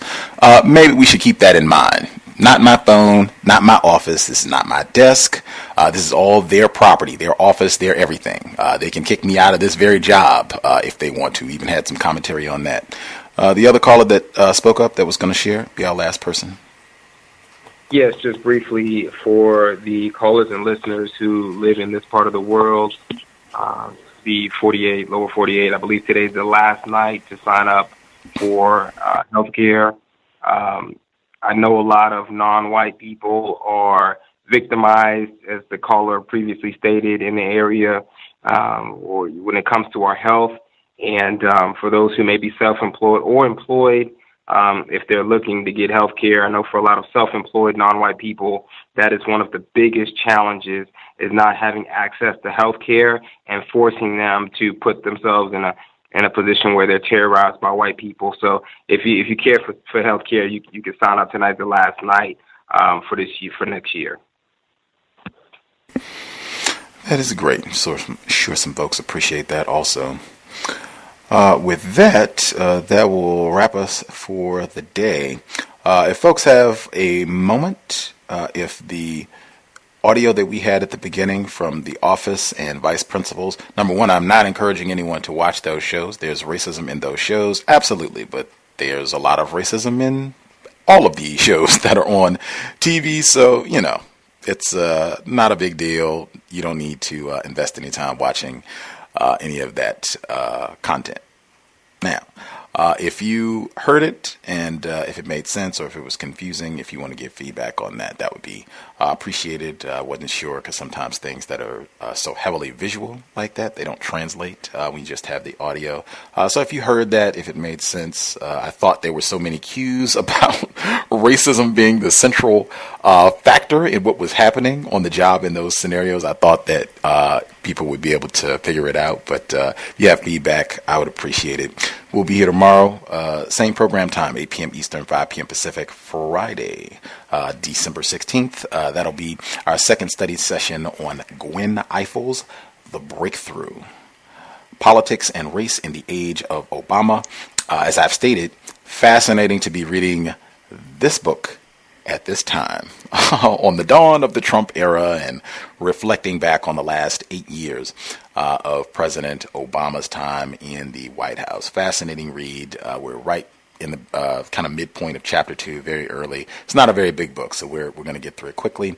I think we'll learn a lot, lots of details, and paying our respects to the late Gwen Ifill. We'll be here Saturday for the compensatory call-in, 9 p.m. Eastern, 6 p.m. Pacific. We'll have an opportunity to check out everything that has taken place over the past 7 days or so. We certainly have the guilty verdict in the Dylan Storm Roof trial, as well as some of the other elements of racism, white supremacy that have taken place over the last week. There was another road rage incident that took place as well. So, yeah, lots to talk about, lots to discuss. Just tune in this coming Saturday if you have observations, thoughts you'd like to share. And then Sunday, we'll be here for the Global Sunday Talk on Racism. That'll be early. It's 3 p.m. Eastern, 2 p.m. Central, 12 noon Pacific this Sunday. We'll have our listeners joining us from around the world. We will get to talk, we'll get to talk about the conclusion of 2016, but also the BBC, they have just been like dropping lots and lots of documentaries about racism. They had a big 4-part series it just ended a couple of weeks ago called Black is the New Black. And it had all of these, well, the cowbell would be broken, but Naomi Campbell and Alicia Dixon and Dizzy Rascal and just anybody who's anybody in the UK. It's a black person. They had them in this film. Thandie Newton was in it from Crash. And they were talking about their experience growing up in the UK and experiencing racism. It was fascinating to check out. Some of our UK participants that normally join us, they saw it. They did another film within the same 10-day period on the killing of Mark Duggan. That was the black, and that's another cowboy. Man, he has a white parent, it's a non-white male. He does have a white parent. He was shot and killed by the Metropolitan Police in 2011. We did a lot of great commentary on that back in that summer. But they did a documentary. This is just the 5-year anniversary of his shooting death, and they covered a lot of the angles. We'll talk about that as well. It's lots going on worldwide, but that's this Sunday. Tune in. I think it's always great to keep in mind that racism, white supremacy is a global problem, and to hear how non-white people, the observations they're having in different parts of the world, what they're seeing. With that, we will wrap things up. Thanks everyone for tuning in. You can always email if you have situations that you want to share on the program. If you can't find something in the archives, if you have a guest suggestion or gripe, the email untiljustice@gmail.com. Thanks to everyone who tuned in, who shared. Really appreciate it. Great suggestions, and hope everyone does well countering racism on the job moving forward. Thanks again for tuning in. Hope the program was worthy of your time and energy. And as always, sobriety would be best under conditions of racism, white supremacy. The Philando Castile case, someone just posted it on my Facebook page, that they are saying that he may have been culpable in getting himself shot to death by this enforcement official in Minnesota because he was under the influence of cannabis. That is the type of world that we're in. I say that not to say that he's a victim or anything. I say that not to blame or to castigate him in any way for his use of cannabis or anything else. He is a victim of white supremacy, if ever there was. I just say that under this system, we are under attack. When you are being subjected to war, we are not at war with whites. Whites are waging war against us in all areas of people activity. Under those conditions, I don't think the evidence has shown that we perform better under the influence of alcohol or cigarettes, cannabis, whatever it is, whatever other new concoctions they come up with. I don't think the evidence has shown that we do better solving this problem under the influence. So I think sobriety would be best. Certainly, if you're going to be out and about, you do not want to be in a vehicle. And the way I say it consistently, driver, I think Philando Castile was in the passenger seat. Even as a pedestrian, you do not want to have that be the day that you bump into Daniel Holtzclaw, Darren Wilson. That is not going to improve your situation at all. And the record shows that overwhelmingly. Case closed. With that, Creator, we ask that you help us remain patient with other black people, victims of white supremacy. We ask that you help us remain patient with ourselves. Remind us to demonstrate the highest levels of black self-respect at all times, in all places, each and every time we are in contact with another black person. It has been time. Replace white supremacy with justice immediately.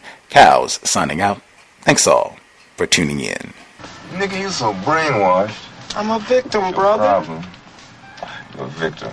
I'm a victim of 400 years of conditioning. Shut up. The man has programmed my conditioning. Even my conditioning has been conditioned.